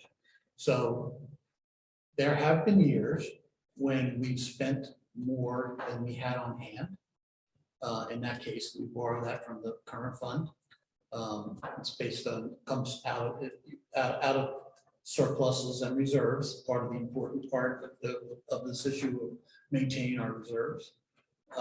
We've all, but for the most part, I've been able to manage it so that we're only spending as much as we have on hand from all of our grantees. So it's how much money you have. It's not necessarily from whom, you know, if I spend this money from this agency, I may have money from another agency that helps cover that. So it all works in the grant fund itself. But it's a risk. It's absolutely, it's one of the reasons that we're protective of our reserves. Because if you get a big grant that doesn't pay well, it can hurt. So. Who does the accounting on the back end once that's all said and done to square it, you know, back once we do get reimbursed? Because some of this stuff, I mean, you know, I don't know how long it takes, but I imagine most, if not, I mean, the overwhelming majority of them would happen within the course of a year, but some I imagine don't. So how do we account for that? Well, we're aggressive. We're aggressive in trying to make sure that we provide whatever documentation is required in order to get our grants. And we're aggressive about trying to get that back. But Well, no, not that part. No, I understand that because that's a part of the grant process. We've got to report to the grantor what we spend. But when the grantor reimburses us, they're no longer, maybe I'm wrong, they're no longer concerned as long as they've gotten accurate data on how the money was spent. When they send it to us, unless that hasn't been communicated to them, that should be a closeout transaction for them, but it should still require some accounting for us. So if we had a grant this year for $1 million and we got the grant tonight, and tomorrow you would go out with your team and you spend $1 million, and then that money comes back to us next June, there's a closeout transaction for us to put that money back where we got it from. Well, no, that's not what it is. It comes back, we have a receivable. Right. We Well, have it's a- still we a have- closing we have- transaction. But that's the answer. The answer is we have a receivable. And so it gets applied against the receivable, and then the receivable goes away. And if the receivable doesn't go away, then it's left on our books. And then we have to obviously either have to justify it or explain it or if, Well, I would think it's easier to reconcile that if you're within the 1 year timeframe, but what happens if it's not? What happens well, it's if an it? interesting point, because we have, budgets are 1 year documents, but capital are not 1 year, they go on until the project's done. Grants are not 1 year, they go on until the project's done. So we do a lot of accounting over various years, and we have process and procedures and, you know. So if it were to come back in year 2, Oh. we would see an adjustment on the budget that you present to us. No, you'll never see it again. And in that, you'll see it in the audit. You'll see it in the. Well, audit. if the auditor checks that, right? Because the auditor I mean, doesn't if check. the auditor checks. So the auditor's Oh, gonna, it's a key part of what we do. okay. So if I go back to last year's audit, if there were grants that were reimbursed outside of the normal 1 year Sheet A, process, 25, 26, and 28, 29. A or 8? A. A 25, 26, and 29. When you look at the presentation of the budget, when it's introduced, in the table of contents, it identifies where all that information is. Well, what I'm talking about is a timing of payments issue that, No, it shows up on the budget. I just saw a different one. but that, what I'm talking about won't show up there. That's a timing of payments issue, which has an additional level of Detail. reconciliation. I think it should, because if it comes outside of the number, if it comes outside of the 1 year time, frame, we're looking at what happened in 2023. Think about it, Castle. Yeah. If I owe you $10 million, it doesn't matter whether it's 12/31 or 1/1, right? I know, and it's all documented. So if you want to pick up any financial statement in the state, you want to go to, and maybe it's not 26, 27, 29, you know, the pages do change 1 or 2 per year, depending on what's in the audit, but somewhere around there, you'll find the sheet on the grant reserves, the grant receivables, and the unappropriated reserves. So there's a sheet on money that we get in that we haven't put before you yet. So we have to account for it, that is there. So the accounting procedures that we follow and that frankly, you know, our auditors diligently check. And need I remind you that the last 3 years we had no comment. This is all very well protected, and you're certainly welcome to look at it. And I think if you look at it, you'll become. Well, I'll look at it again. I looked at the audit, the last 2 years that we've gotten, right? My particular concern here was what happens with money we receive that's already been accounted for one way or another in this 1 year time frame, but we receive the money back outside of that 1 year time frame. And I don't recall, I will go back and check. I don't recall seeing any kind of notation with regard to. Guarantee it's there. I looked at it kind of money. actually late last week. All right, we're going to take a 5-minute recess, just so that we can get water, go to the restroom. Mr. Fagan, if you'll just alert the Zoom audience if we have anyone there. How many people do we have on Zoom with us tonight? Council President, we currently have 26 attendees in the Zoom audience. And as Council President mentioned, we are going to take a short recess. Thank you. We are muted.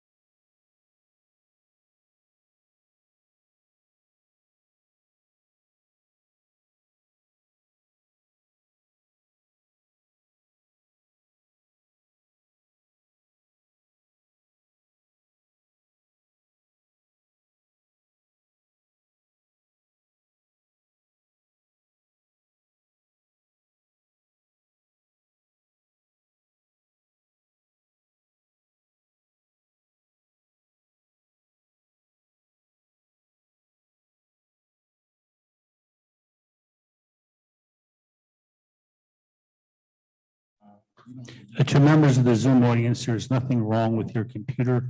We are currently on a short break and will be returning shortly.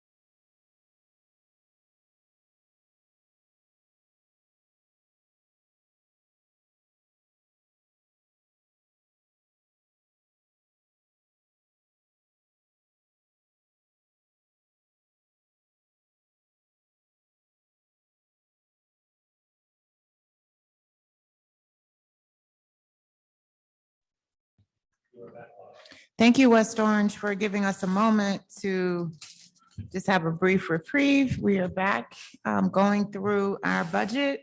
We are currently reviewing page 131, which is the engineering grant appropriation.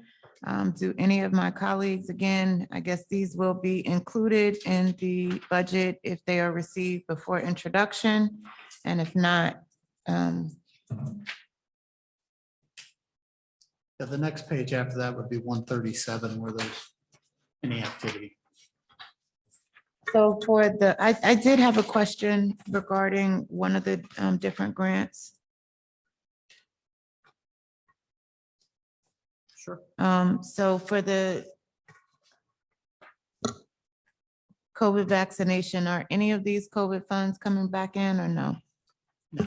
Okay, I have a question on 136, the ARP funds, what page? 136. Oh, I'm still on 132, page Oh, I 132. thought there was nothing in between that. Well, I was gonna ask about the strengthening local public.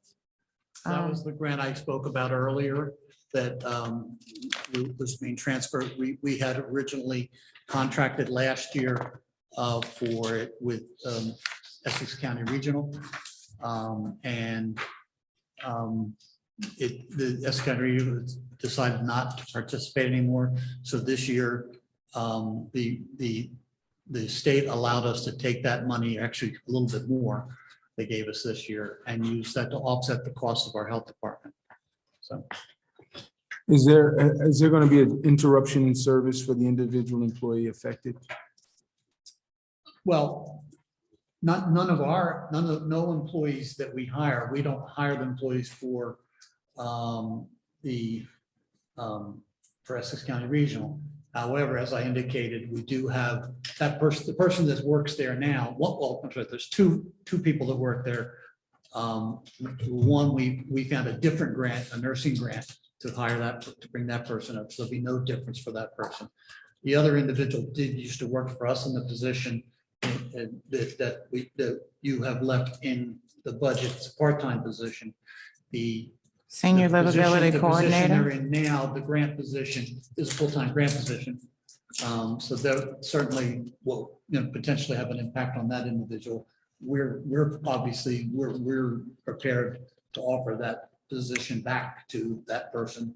Again, it's a different position. It's a different But You look the at- the if you money look at- that we left in the budget, that wouldn't be used to, That's a decision for you to make.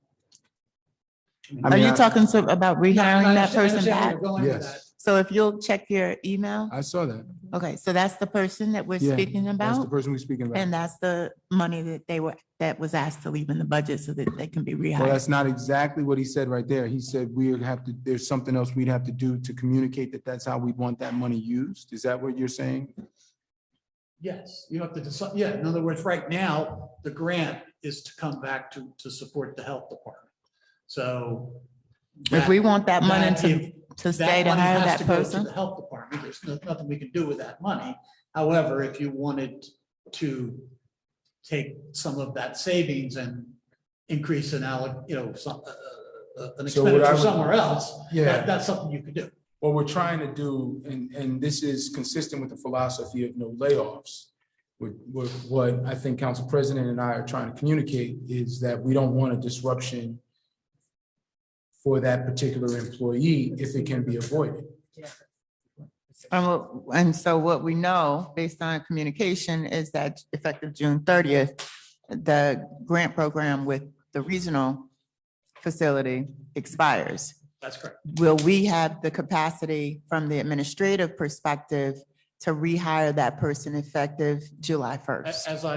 As I indicated previous meetings and earlier today and now, we have a position, the original position that individual was hired for with the township that's in place. It is a different position than what that person. Is it a diminishing in And- salary? And it is, yeah, it is a part-time position. And this would, the person has a full-time position with full benefits. So that right, as of right now, we don't have a full-time position. If the council is desirous of creating a full-time position on that, then you can do that, and that would mitigate against some of the savings that we got from the grant. I understand you might want to do that, but that's what you would have to do. So I'm comfortable making that recommendation and making a motion to actually make that adjustment. So I don't know what the correct terminology you're looking for. And we certainly don't want to identify people by name. And it's my understanding that the Well, role, I would suggest, if I can, I yes, would suggest that we would go back to that department and reevaluate that, and you could make budgetary decisions. so about I that. think what has to also happen, because unless we have a supermajority with the four of us being in agreement, that's the only way we can increase the budget. We can certainly do that when, after introduction with no challenges. Right. So, but if we want to do it now, and I mean, the 4 votes are necessary no matter what. It just comes to Mr. Gross adding that accounting Well- back into the budget.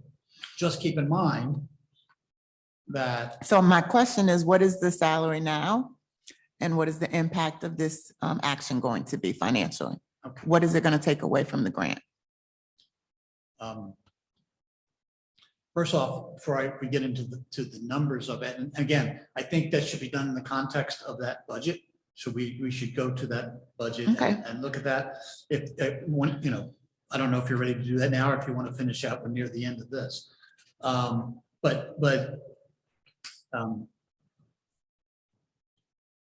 Waiting until after it's introduced and to the next meeting puts you into July.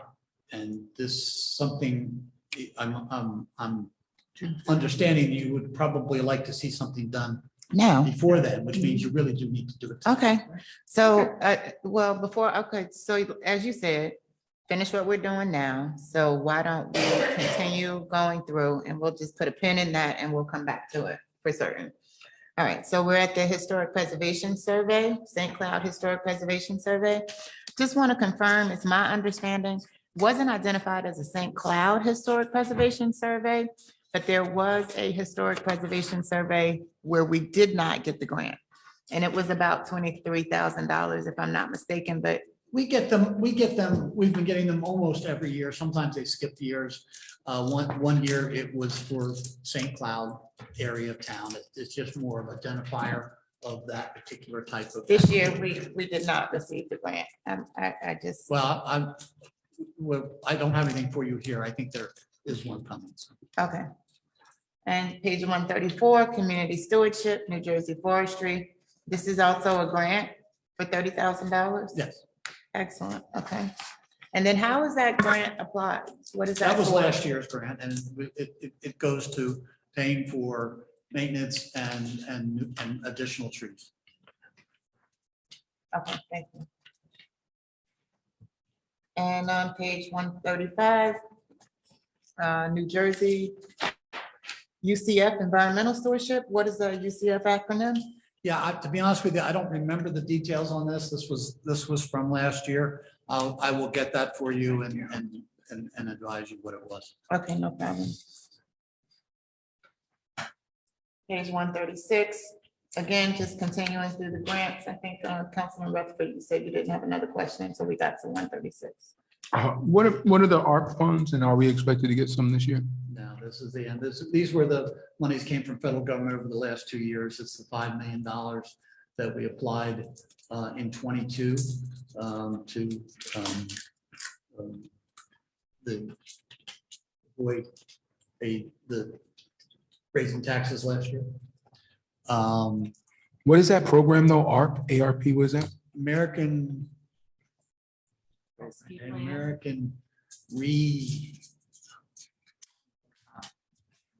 But that one wasn't renewed.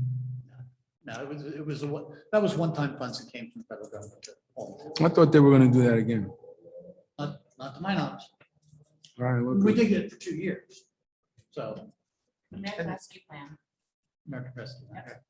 And then grant number 20, line 20. The Essex County Open Space Grant, that's another substantial grant. That's $750,000. That's what we got for Crestmont. We applied for open space for Crestmont?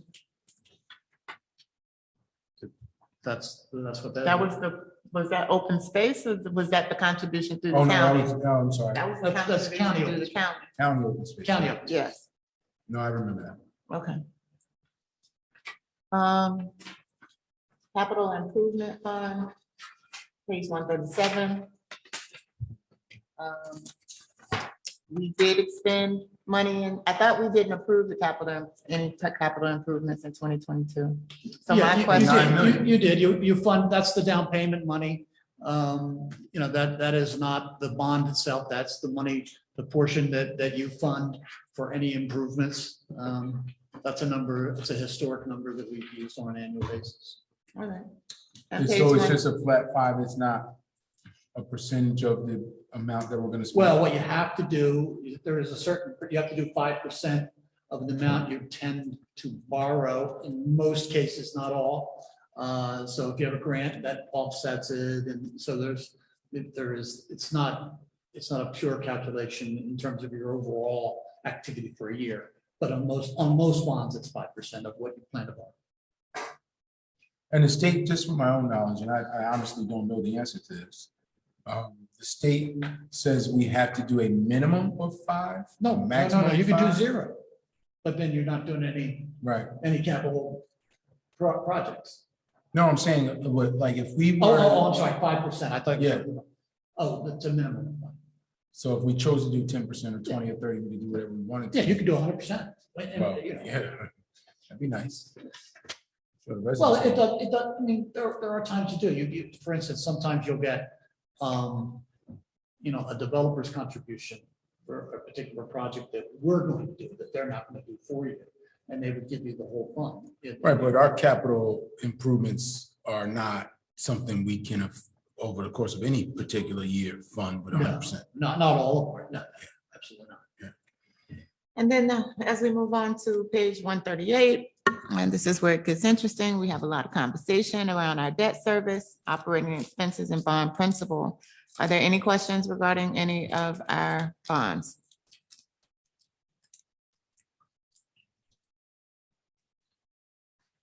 And what about our band principal? It would be helpful to just give an overview of what that is. Yeah, I mean, we on an annual basis, we have basically. Into the microphone, Mr. Gross. Basically, we have what I'll call 3 types of debt. You have long-term debt, which are bonds that we sell in the open market that we have to repay over a period of time. The period of time is calculated based on the useful life of the improvement. So if you borrow something that has a use to buy something or to repair something in terms of streets or buildings that has a 12-year life, then you have to pay it back over at no longer than 12 years. So that's that service schedule. Before you go to bonding is a process that you certainly, it's expensive process and something you don't want to do regularly. So many times during the year when we need funds, we will borrow short-term money, which it maxes out at 1 year, and it can be for any period. You could borrow it for a month, or you can borrow it for a year. And those are that's what's called bond anticipation notes, and they are short-term borrowings. Right now, they tend to be very high, but generally, historically, they're probably about half or less than the interest rate for long-term bonds. And then the third type is the next section we're going to look at is our notes for deferred charges, and deferred charges are expenses that the state allows you to make after you have adopted your budget that you can then pay back either in the following year or over some pre-prescribed period of time, usually 3 to 5 years, sometimes up to 7, depending on what it is. That is the deferred charge you see in the budget is the payback for those expenses. And then when you get to then there's the interest pages, and the interest pages are for all of the above. Are you allowed to roll over? All right, so if you got to the end of the useful life and you still had let's say you did a road and it was $1 million, I'm just making it easy. And had an expected life of 12 years. And you got to the end and for whatever reason, there was still a residual balance. Well, they can't be. So there's no It way. can't be. If there's a residual balance, you default it. Well, okay. So you can't have late payments without running in, you can't have one late payment without running into the. Well, it wouldn't be a bond. You don't have the only types of bonds the only type of borrowing instrument that we can use. I mean, they exist in the market, but not that we can use, is only a 1-year bond anticipation note. Once you go to bond, it is specific, you're paying, and you will pay back in accordance with the repayment schedule. Now, there's exceptions to every rule. If something had a 12-year useful life, just to stay on the same example, and there's some extraordinary reason why you couldn't pay it back except over 15 years, you would go to the local finance board and you'd say to the local finance board, you explain what that reason was that you couldn't do it, and they'd make a decision whether they allow you to do it or not. And so I'm going to say it's, to the extent it ever happens, it's extremely rare. Got it. Okay, thank you for that overview. And those bonds and the issues, the principal, the bans continue through page 140. As we go to page 141, that's the deferred charges that are outside of the cap. Can I just make a comment on the bonds? Mr. Gross, is it possible with these bond issues to just have a note field so that folks know what those bonds were for? Well, they're defined. If you have a bond issue that is a single use, Then you can. it's in the name of the bond. So, and we refer to it that way. If it's a multi-use, then it's all in the body it's in the body of the bond. No, but I mean, I'm not talking about that part. I'm talking about here in some of the public documents that we produce or that we use for working purposes. Could we add a note field so that folks, when they looked at it, would know what their money? There's nothing in the system that would allow for that to be automatically printed. It would have to be done manually. And frankly, I mean, we certainly could and do make available, all of this information is available in our audits, and there's places, and we certainly, if people are interested, we could direct them to which pages to look at for that type of information. I mean, we get 10 to 15 requests a day for information, that kind, like something, either information or, hey, I need something done, or there's a problem. So we encourage residents, if you're curious about something, just send me an email or go onto our website and do report of concern and say, I'm concerned about this. Can you point me in a direction to get some information about it? We'll do that. So. Okay, thank you. So deferred charges out of cap, page 141. I did have a question about line 40, the severance, $429,000 was the amended budget.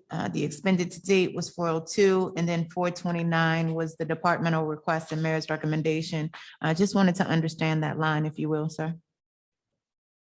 I'm sorry, for the 402? Line 40 on page 141. Yes.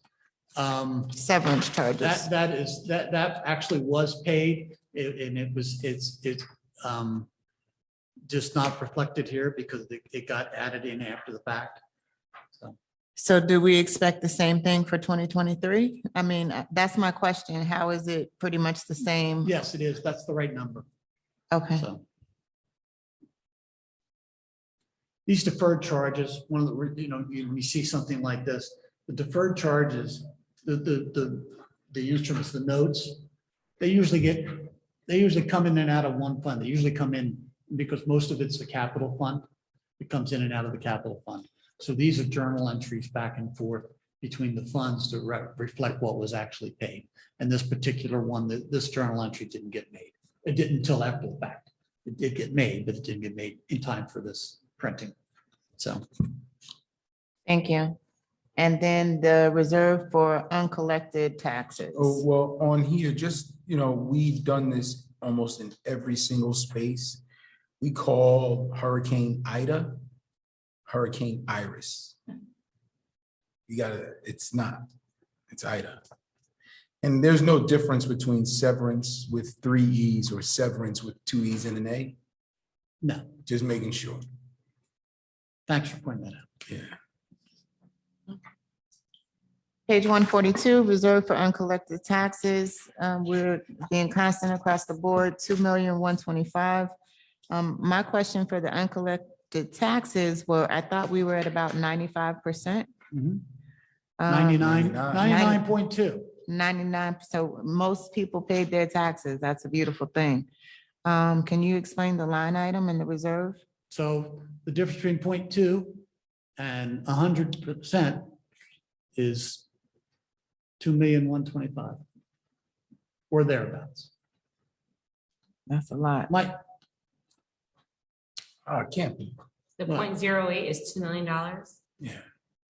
I mean, I could be working with the wrong math, but You it's are. on a You $100 are. and something million dollar you're budget. using the wrong levy. Right, so what he's doing is the county part and the Board of Ed part, And as the well as our part. Okay, So it's roughly 245 million. got it. Okay, great. Thank you for that explanation. And then on page 143, just some subtotals across the board. The amended budget, the amount that was expended to date, departmental requests are just a little bit down. And then the mayor's recommendation that brought us to a $1.5 million deficit. And again, just noting for the public that figure has been adjusted and we will see a revised number upon introduction on Tuesday at Tuesday's council meeting. For the pool snack bar, page 144, salary and wages. We did this already. I was gonna say, Yeah, we every- did the this rest under of- the the rest- recreation The department. rest has all been completed creation. If you want to go back to the other department we were discussing, that's Health department, the retired citizens program, What page is that? 103. 103? Whatever you want. No, that's okay. We can go to 103. God bless you.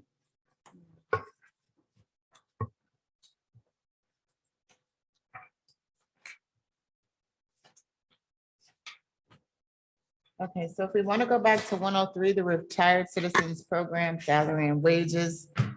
Specifically, you mentioned that there is a grant that we will still be able to receive. And that applied grant is for the senior livability coordinator. That was $10,000. And then for the open position for the coordinator, that's $32,986. So the person now is, you said is employed from Essex Regional? County Regional. Essex County Regional. Correct. And what is the salary that full-time position pays? The cost of that position, all in, is around $100,000.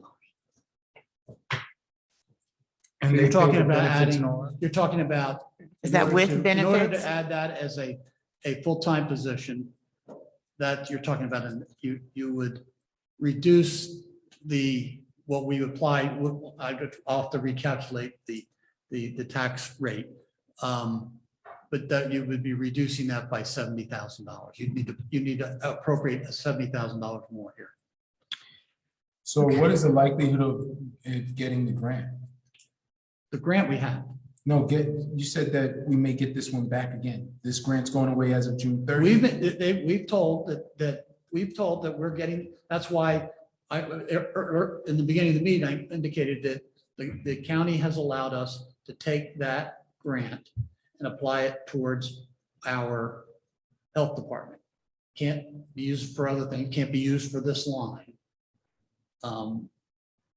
But that grant is applied against the health department. So we would then in turn take money from the health department operating expenses? Well, no, if in this process, your desire is to create a full-time position in the older adults program, you have to do that. You could just create that, you'd have to create it. You would have to vote to allocate $70,000 more into that department.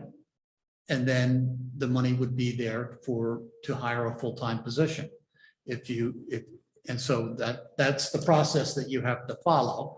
That would reduce the savings that I talked about at the beginning of the meeting by $70,000. But we just took a $40,000 salary for a keyboarding clerk from another department. So we actually, We've already taken that one now. no, we had not. No, we had not. It was still. It was still in the budget. Wait and see.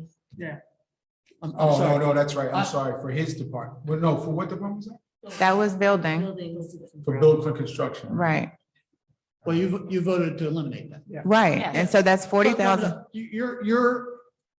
you're talking about that would net out against the 70. Yes. So now you're talking. 30. But you still have to allocate 70 here. I understand, but I'm saying conceptually, since we talk about the fact that only the bottom numbers really matter. If we've already taken a $40,000 position and eliminated that. So essentially, looking at the bottom line, we're only short $30,000 to keep this senior livability coordinator. $27,000. The net of this evening, you're correct. Yes, okay. But I need you to vote on adding an appropriation. Yeah, I understand. Of $70,000. I understood, and we understand, and we're clear. And I move that we add the appropriation of $70,000 in order to have a full-time senior livability coordinator. A second. it. And Madam Clerk? Just for clarity, so what I think Mr. Gross is trying to help us consider in this is we are now adding 70,000 to that budget, Mhm. and that's agnostic of who has the role, and it is agnostic of whether or not we get this grant. Because that the grant will come in, it is not going to affect the fact that we still have to pay that $70,000. Because Well, that really- grant's not going to be used for that full-time employee once that employee is moved to a full-time status. Right, but we've still offset that total 70 by reducing an open position that was 44. So it's really- No, I get it. I understand the net effect for now. There's no guarantee that we won't have new and open positions next year too. So what we're making is a permanent change. We could always decide to Eliminate terminate it. somebody next year. Yeah, we could That's eliminate something it, that's that probably a position. lot harder than adding somebody. Well, I think what Mr. Gross is saying without saying it in detail is that we're making a permanent adjustment to that department's budget for what could be a temporary issue and solved by the grant at a later time, or maybe solvable in a different way without making a permanent position. Am I understanding you correctly or the situation correctly? not necessarily. You This had was, me till just the end there. Yeah. So let me say what I'm trying to say. okay. I just want you to make an informed decision and understand that you're adding, so you do need to vote. There needs to be a vote to add $70,000 to this budget. And that requires, has to be a separate vote, and that requires 4 votes. Right, and in the adding of 70,000 to this budget, it is now a full-time position underneath the health department. It's going to be in the org chart for the health department. And when the health department submits their budget next year, that position is going to be included in it. But isn't it Do you have to pay already, benefits? Isn't it already in their org chart, that No. position? It was in the org chart, but it was It's a paid part- by the it's a grant. Part-time grant position. It's still gonna be a grant position. because Part-time? Well, no, it is a grant position because it's funded by a grant. So if we don't get the grant next year, there's no guarantee, obviously, a decision will have to be made next year If if we we don't keep get it. the grant. Right. So this is But wouldn't this be an having said annual that, that would not consideration? necessarily mean that it would have to happen on January 1, because obviously there are funds available until you get to the end, the grant. But it is what I just want you to. So That's is all what- I'm trying to say. Yeah. There's gonna be a separate vote on adding I 70,000. have a question, but This by is procedure. budgeting this as full-time, is there a pension? Is there Yep. health benefits? Okay, so can we reconsider, since is it the position a full-time position now with benefits? That's what we need Is it clarity right on. today? Yes. No. Okay, why so are we why doing would this? we, Talk why about would we, benefits. why would we add benefits and increase the opportunity? What we want to do is keep the position. We're not necessarily Add trying it. to transfer it into a full-time position. Maybe I'm misunderstanding your question. We have a position in our budget. The position that we have in our budget is a part-time grant position. Okay, This is the other grant, different grant that was being administered through the Essex County Regional Health Department.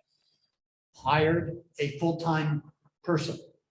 with benefits. With benefits. Okay, So if the desire of the council is to bring that person back, it's not even that position, it's a different job entirely. To have a position for that individual to come back to in a full-time job, you need to fund it and make it a full-time position. why does, okay, so If some of that's what our. your desire to do. Okay, I understand that. And so my next question would be, as I understand when we do other hiring, that some of those hirings do not come with full benefits. Right. And so my question is, Like a consultant. Because they're part-time. okay, so my question to you before we actually move to do something that we're not clear on is, what other opportunities do we have to create that position without benefits? You do not, if you want to make it a full-time position, it's going to have benefits. What if it's not full-time? Can we just do part-time? It is part-time right now. So why can't we So why can't continue we it to continue be with a part-time part-time? position? I'm not, No, I'm just asking. my point is that the council, members of the council expressed the desire to make this a full-time position. No, that's not, and yes, that may have been what we articulated, but our intent is to have the position and the person, Okay. not necessary, and again, understanding that the person, Person may My- not take a part-time position. okay, and we understand that, So but at the end of the day, I think given some of the financial constraints that we have, we're willing to make it a part-time position with the salary. But we have a part-time position already budgeted. Right, so we want to, so how does the council then effectively increase the salary for the part-time position that exists so that this person might assume I that call it a responsibility? consultant and Well, have so whether many it's hours. this a week. person or. You can't do that. Look, first off, it's not about who the person is. We understand Right. what we're trying to accomplish here. The bottom line is either you're gonna make this a full-time position or not. No. And whether if you make it a full-time position, there's gonna be a certain group of people that are interested in the job. And if you make it a part-time position, there's gonna be a certain group of people that are gonna be interested in that job. I don't think there's So support to here the for extent full-time. No. to the extent that we're No, all no trying more to do benefits. something Yeah. within the That's true. scope of the intent of the council, which was to minimize the impact moving forward on existing staff or people who are quasi-staff.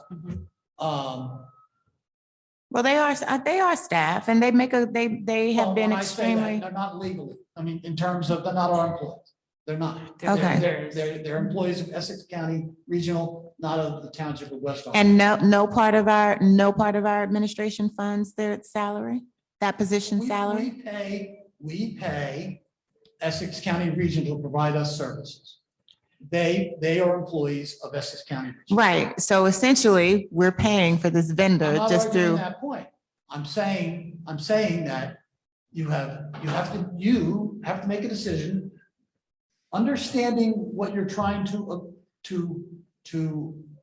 achieve here, you have to make a decision whether or not you're going to fund a full-time position or a part-time. Why does think- it have to be a full-time It's position? not, though. He's saying that we can have it as part-time. Yeah, So as a I think that now there's a consensus that we Yeah. don't want full-time because we can't afford the benefits. Right, right. And any, So what is the, So right now, you have a $30,000 part-time job in your budget.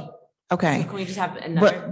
But if we have $30,000 already in the budget, what we were also trying to do was supplement what we pay to Essex County General so that the compensation They're for, not, they're out, they're done. I know, but what do we pay them now?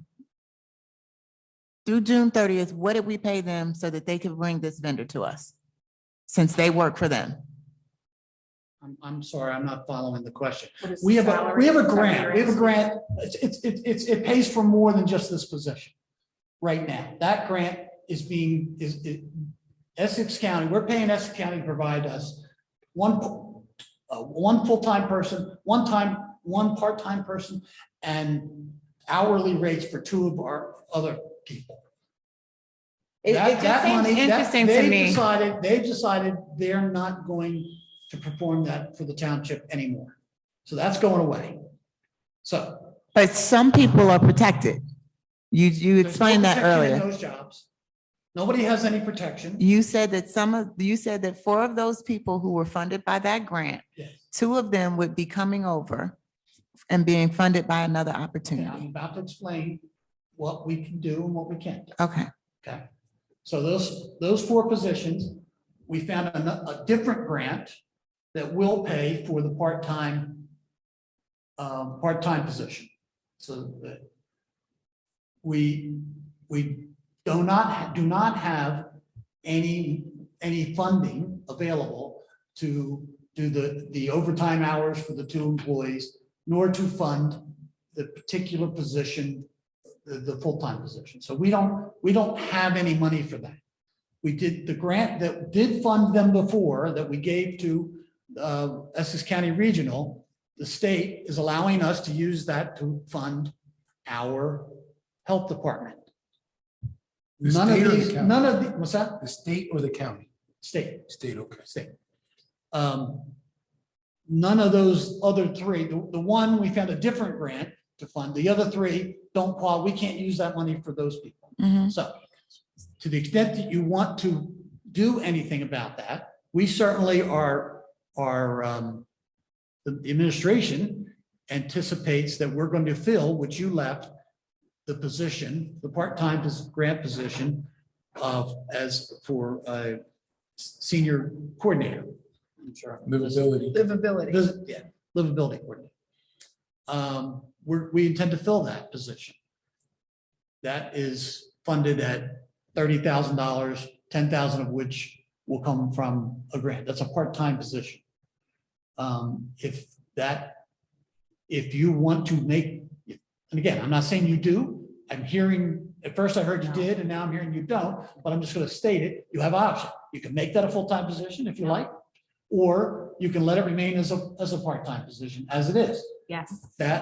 Then that's a decision for you to make. Yeah, I think when we look at our budget and we look at the costs, the bulk of the costs being salaries, wages, benefits, we have to think about how we can use more part-time people and people in kind of consultative positions and not have this ongoing monstrosity moving forward. I mean, we have to look at the That's strategic. exactly what we budgeted for. So there's a motion now. How do we kill this motion? I'll rescind my motion if. You gotta vote on, do you No, have? it No? was already seconded. Okay. I second it. So did Susan. Yeah, can't you withdraw it? Yeah, I rescind my motion. Yeah. I second it.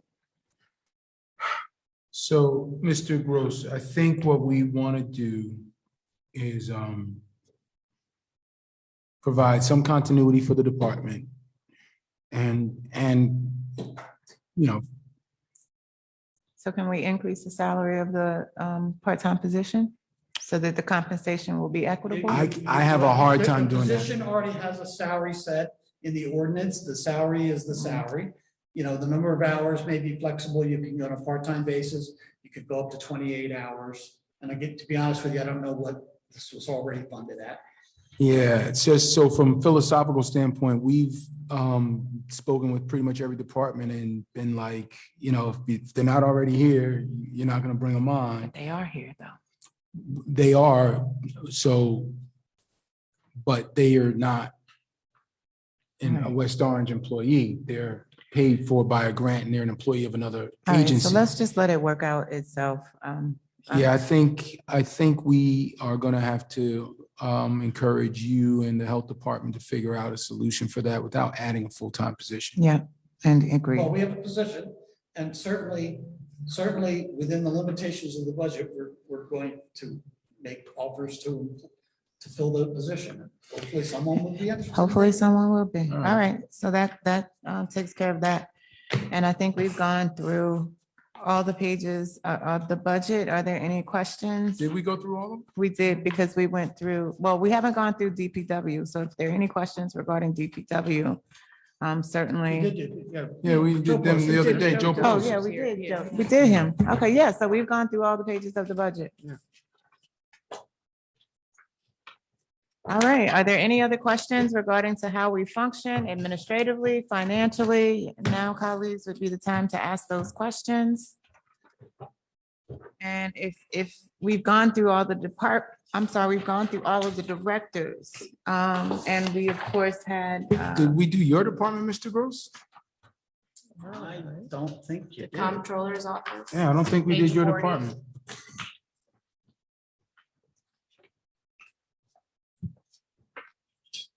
I mean, I don't think you asked me any questions about that. I don't know whether you went. All right, so let's go back to page 40, comptroller salary and wages. We've had a couple of difficult conversations, and certainly we will continue to move forward with how we choose to inquire and ask questions.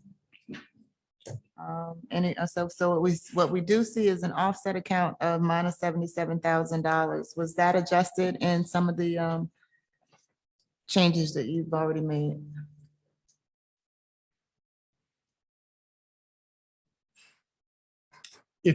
I'm sorry, I'm Can misunderstanding. you the just question. explain what that offset account is to the general public? Yeah, that's where there's funds coming from different sources to offset. on the second the page, impact. If 41. you look in the second page. The information technology and the interlocal Right, government correct. services. Right, so this is where we disagree. That's 67. Councilman, I'm not going to debate this. If you have anything on this, I suggest you take it up with the mayor or legal. I mean, it's really not proper. Those are great places for me to take it up with. It's really not proper for me to debate that particular topic with you. I mean, you could say what you want, but I'm not gonna. Well, let me say this then.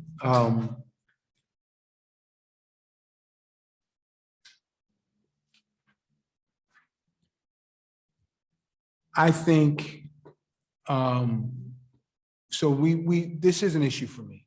And I don't know how it's going to be resolved. What I will say is my recollection of things is different than what's been put out in the public.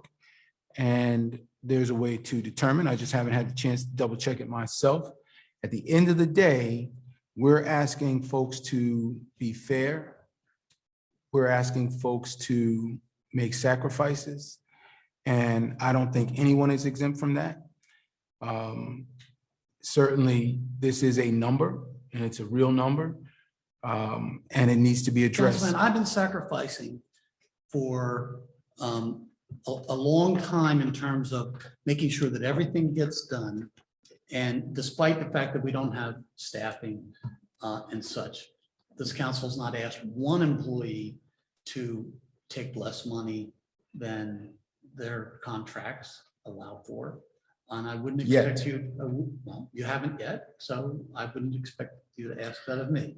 As I said before,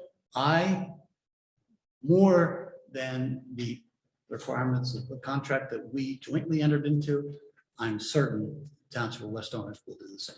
And Well, that's the end of my, you can say whatever else you need to say, but I'm not going to comment. All right, and I'll make this my final comment. The difference between this particular situation and all those others is that particular number was for an additional role. That role is no longer being performed. Now, I've read the contract. It doesn't accurately reflect what I voted on. And that's an issue that we'll probably take up on Tuesday night. But I don't want you to be surprised. And I don't want the public to be surprised. I think a level of transparency with regard to that particular line item is required, especially in a year like this. I'm sorry, Councilman, if you voted on a contract that didn't meet what you thought it said. You certainly had the contract. You certainly were able to, and I appreciate that you look at it now differently. That's quite fine. That's your prerogative to do. Yeah, so I thought that was your last comment. What I voted on in that meeting was additional compensation for the BA role. That's what I voted on. I think the record will show that that's not accurate. Well, I think the contract doesn't accurately reflect what we voted on. I don't understand how you could say that a contract that is written in writing before you doesn't represent what you voted on. That's a curious comment, and I respect you, and I don't understand it. It certainly have, but I again, the contract, like all of our contracts, specify the roles and responsibilities for both sides, and I'm certain that both sides will meet the terms of the contract. Well, let me satisfy your curiosity. The contract, while it paid you under the CFO role, the additional compensation was for the job of BA.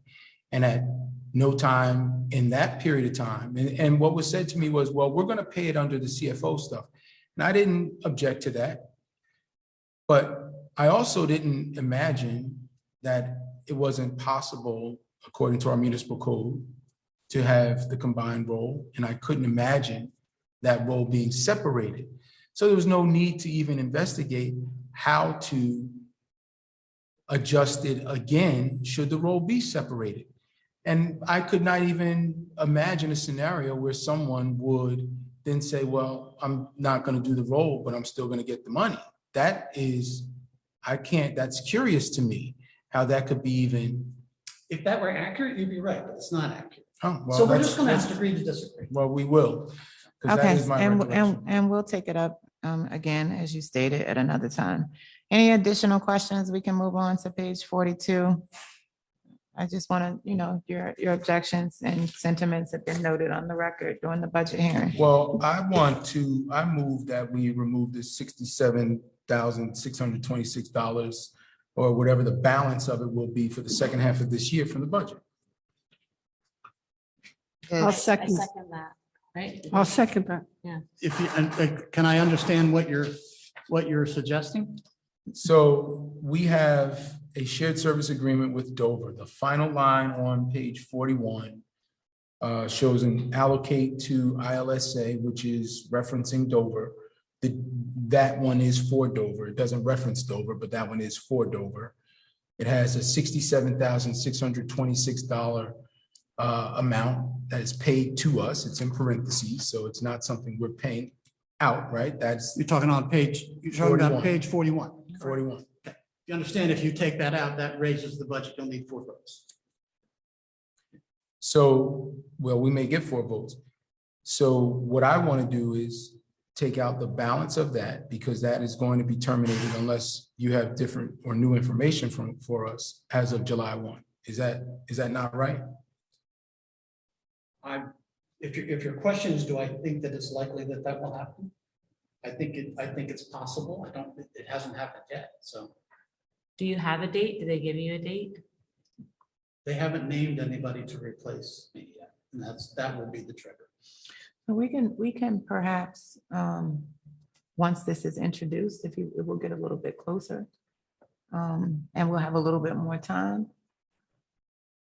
Okay. I mean, listen, I've made my intentions known. I'm not Yeah, trying I to. think that's fair. Yeah. And so once we introduce the budget again, as I indicated, we can make whatever additions or subtractions we very well choose to do. And if you want to do that at that time, I I suggest you present it. All right, let's keep moving. We have a motion already and a made the second. I on the rescind. floor. I'll You rescind. rescind? Okay, thank you. Okay. So we'll go to page Well, 40. what is our date to meet again? The 20th of July. No. The No, 13th. no. So we meet on June 13th. That's for. That's council our meeting. council. That's our council meeting. That's the introduction of the budget. Once we own it, then we'll meet again 28 days after. We propose to meet on July 20th, as long as Councilwoman Castellino is available. So at that time, on July 20th, whatever additions, amendments is what they're properly called. At that time, we can continue to do so. And again, you just need 4 votes to do any additions and 3 votes to do any subtractions. Or No, reductions. I'm gonna, we may do it, we may have to redo it again later, but I'm gonna offer a motion that we remove 50%. I'll tell you the exact number.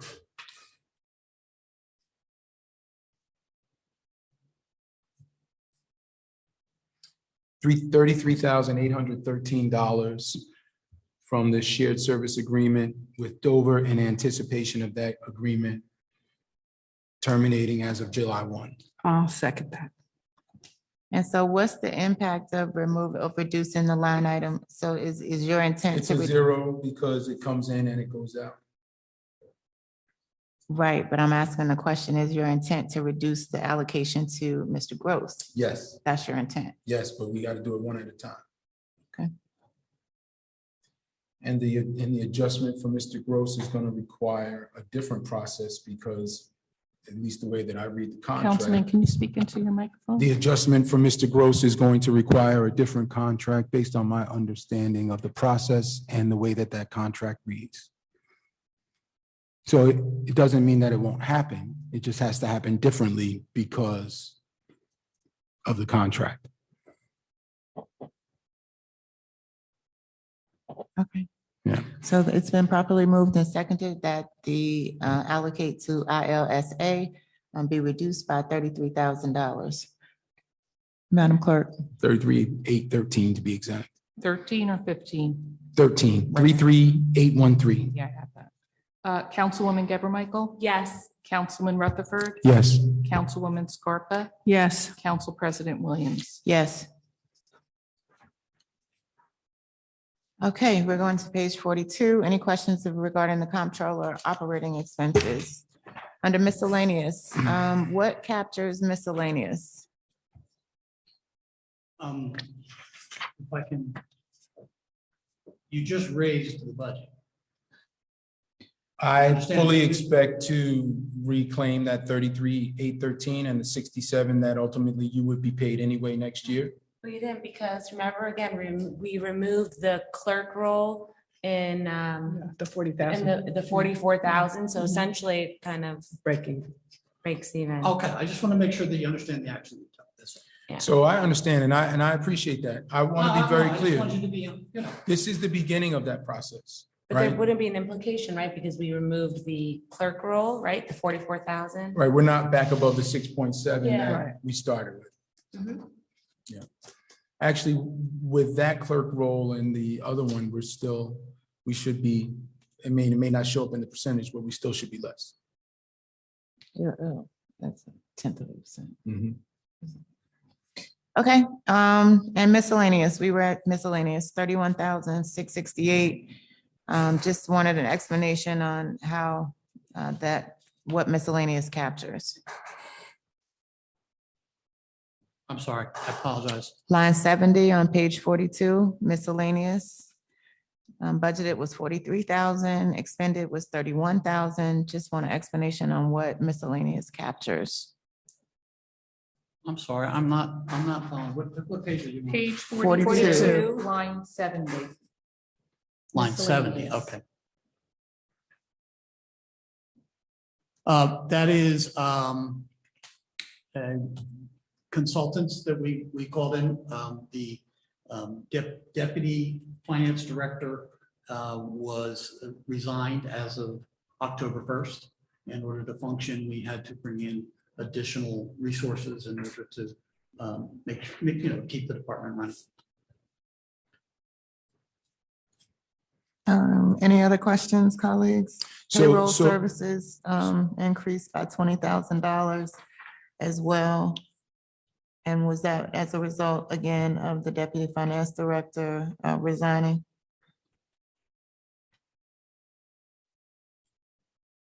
I'm sorry. Line 81.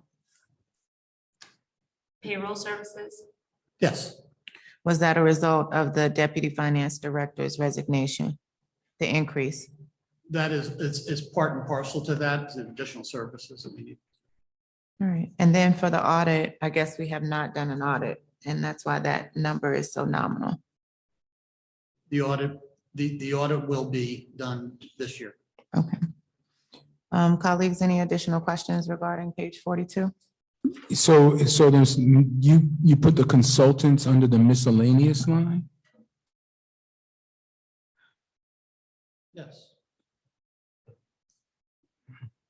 Okay.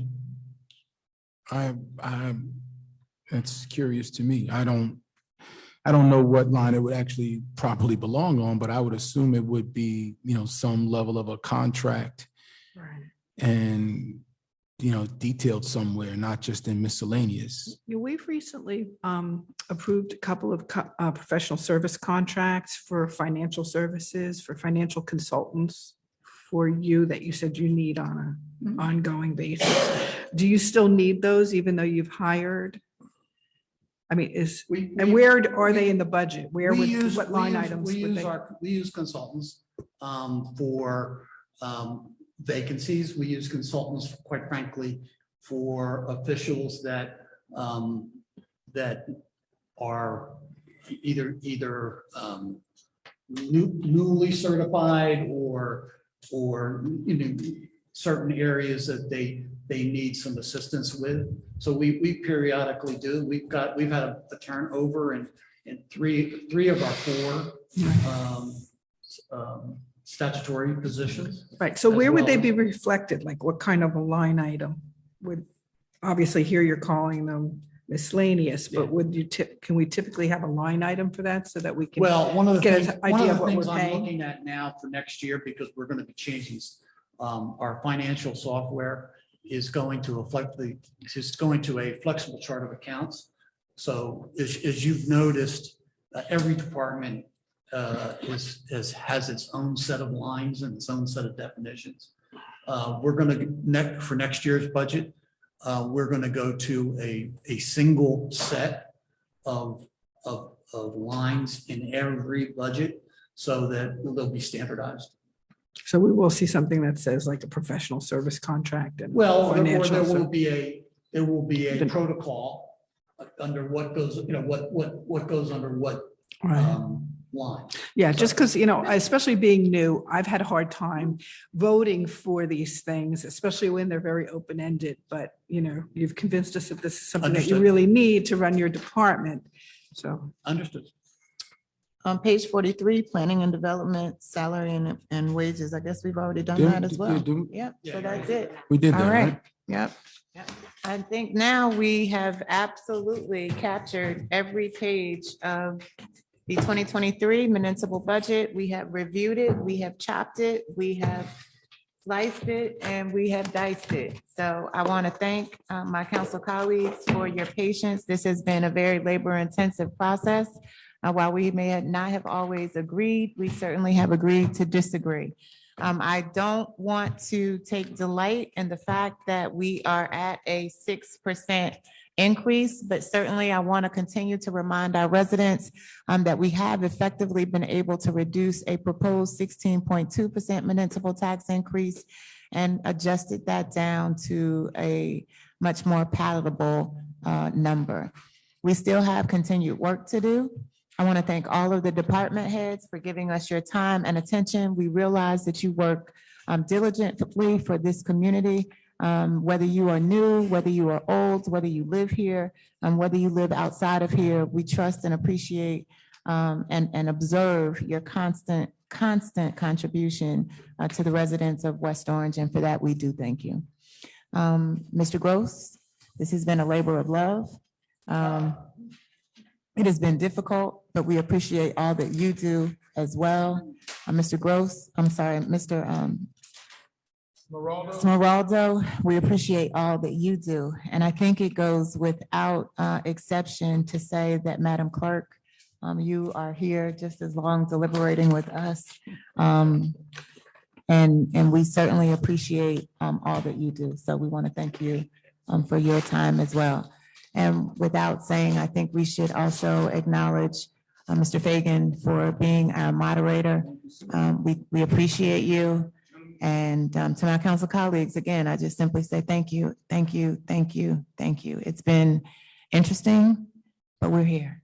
And I think that's worthy of accomplishment. And I think we should give ourselves a round of applause as well. It's a difficult task, but we stayed the course. We still have more work to do, West Orange. We will try to do more. We hope that you have some consideration and appreciation for what we are able to introduce to you. And without any further ado, if I can have a motion to adjourn. Second. All in favor? Aye. Any opposed? Motion is carried. Thank you, West Orange. Good night. And we'll see you on Tuesday at our next town council meeting, Tuesday, June 13th. Thank you, Mr. Fagan.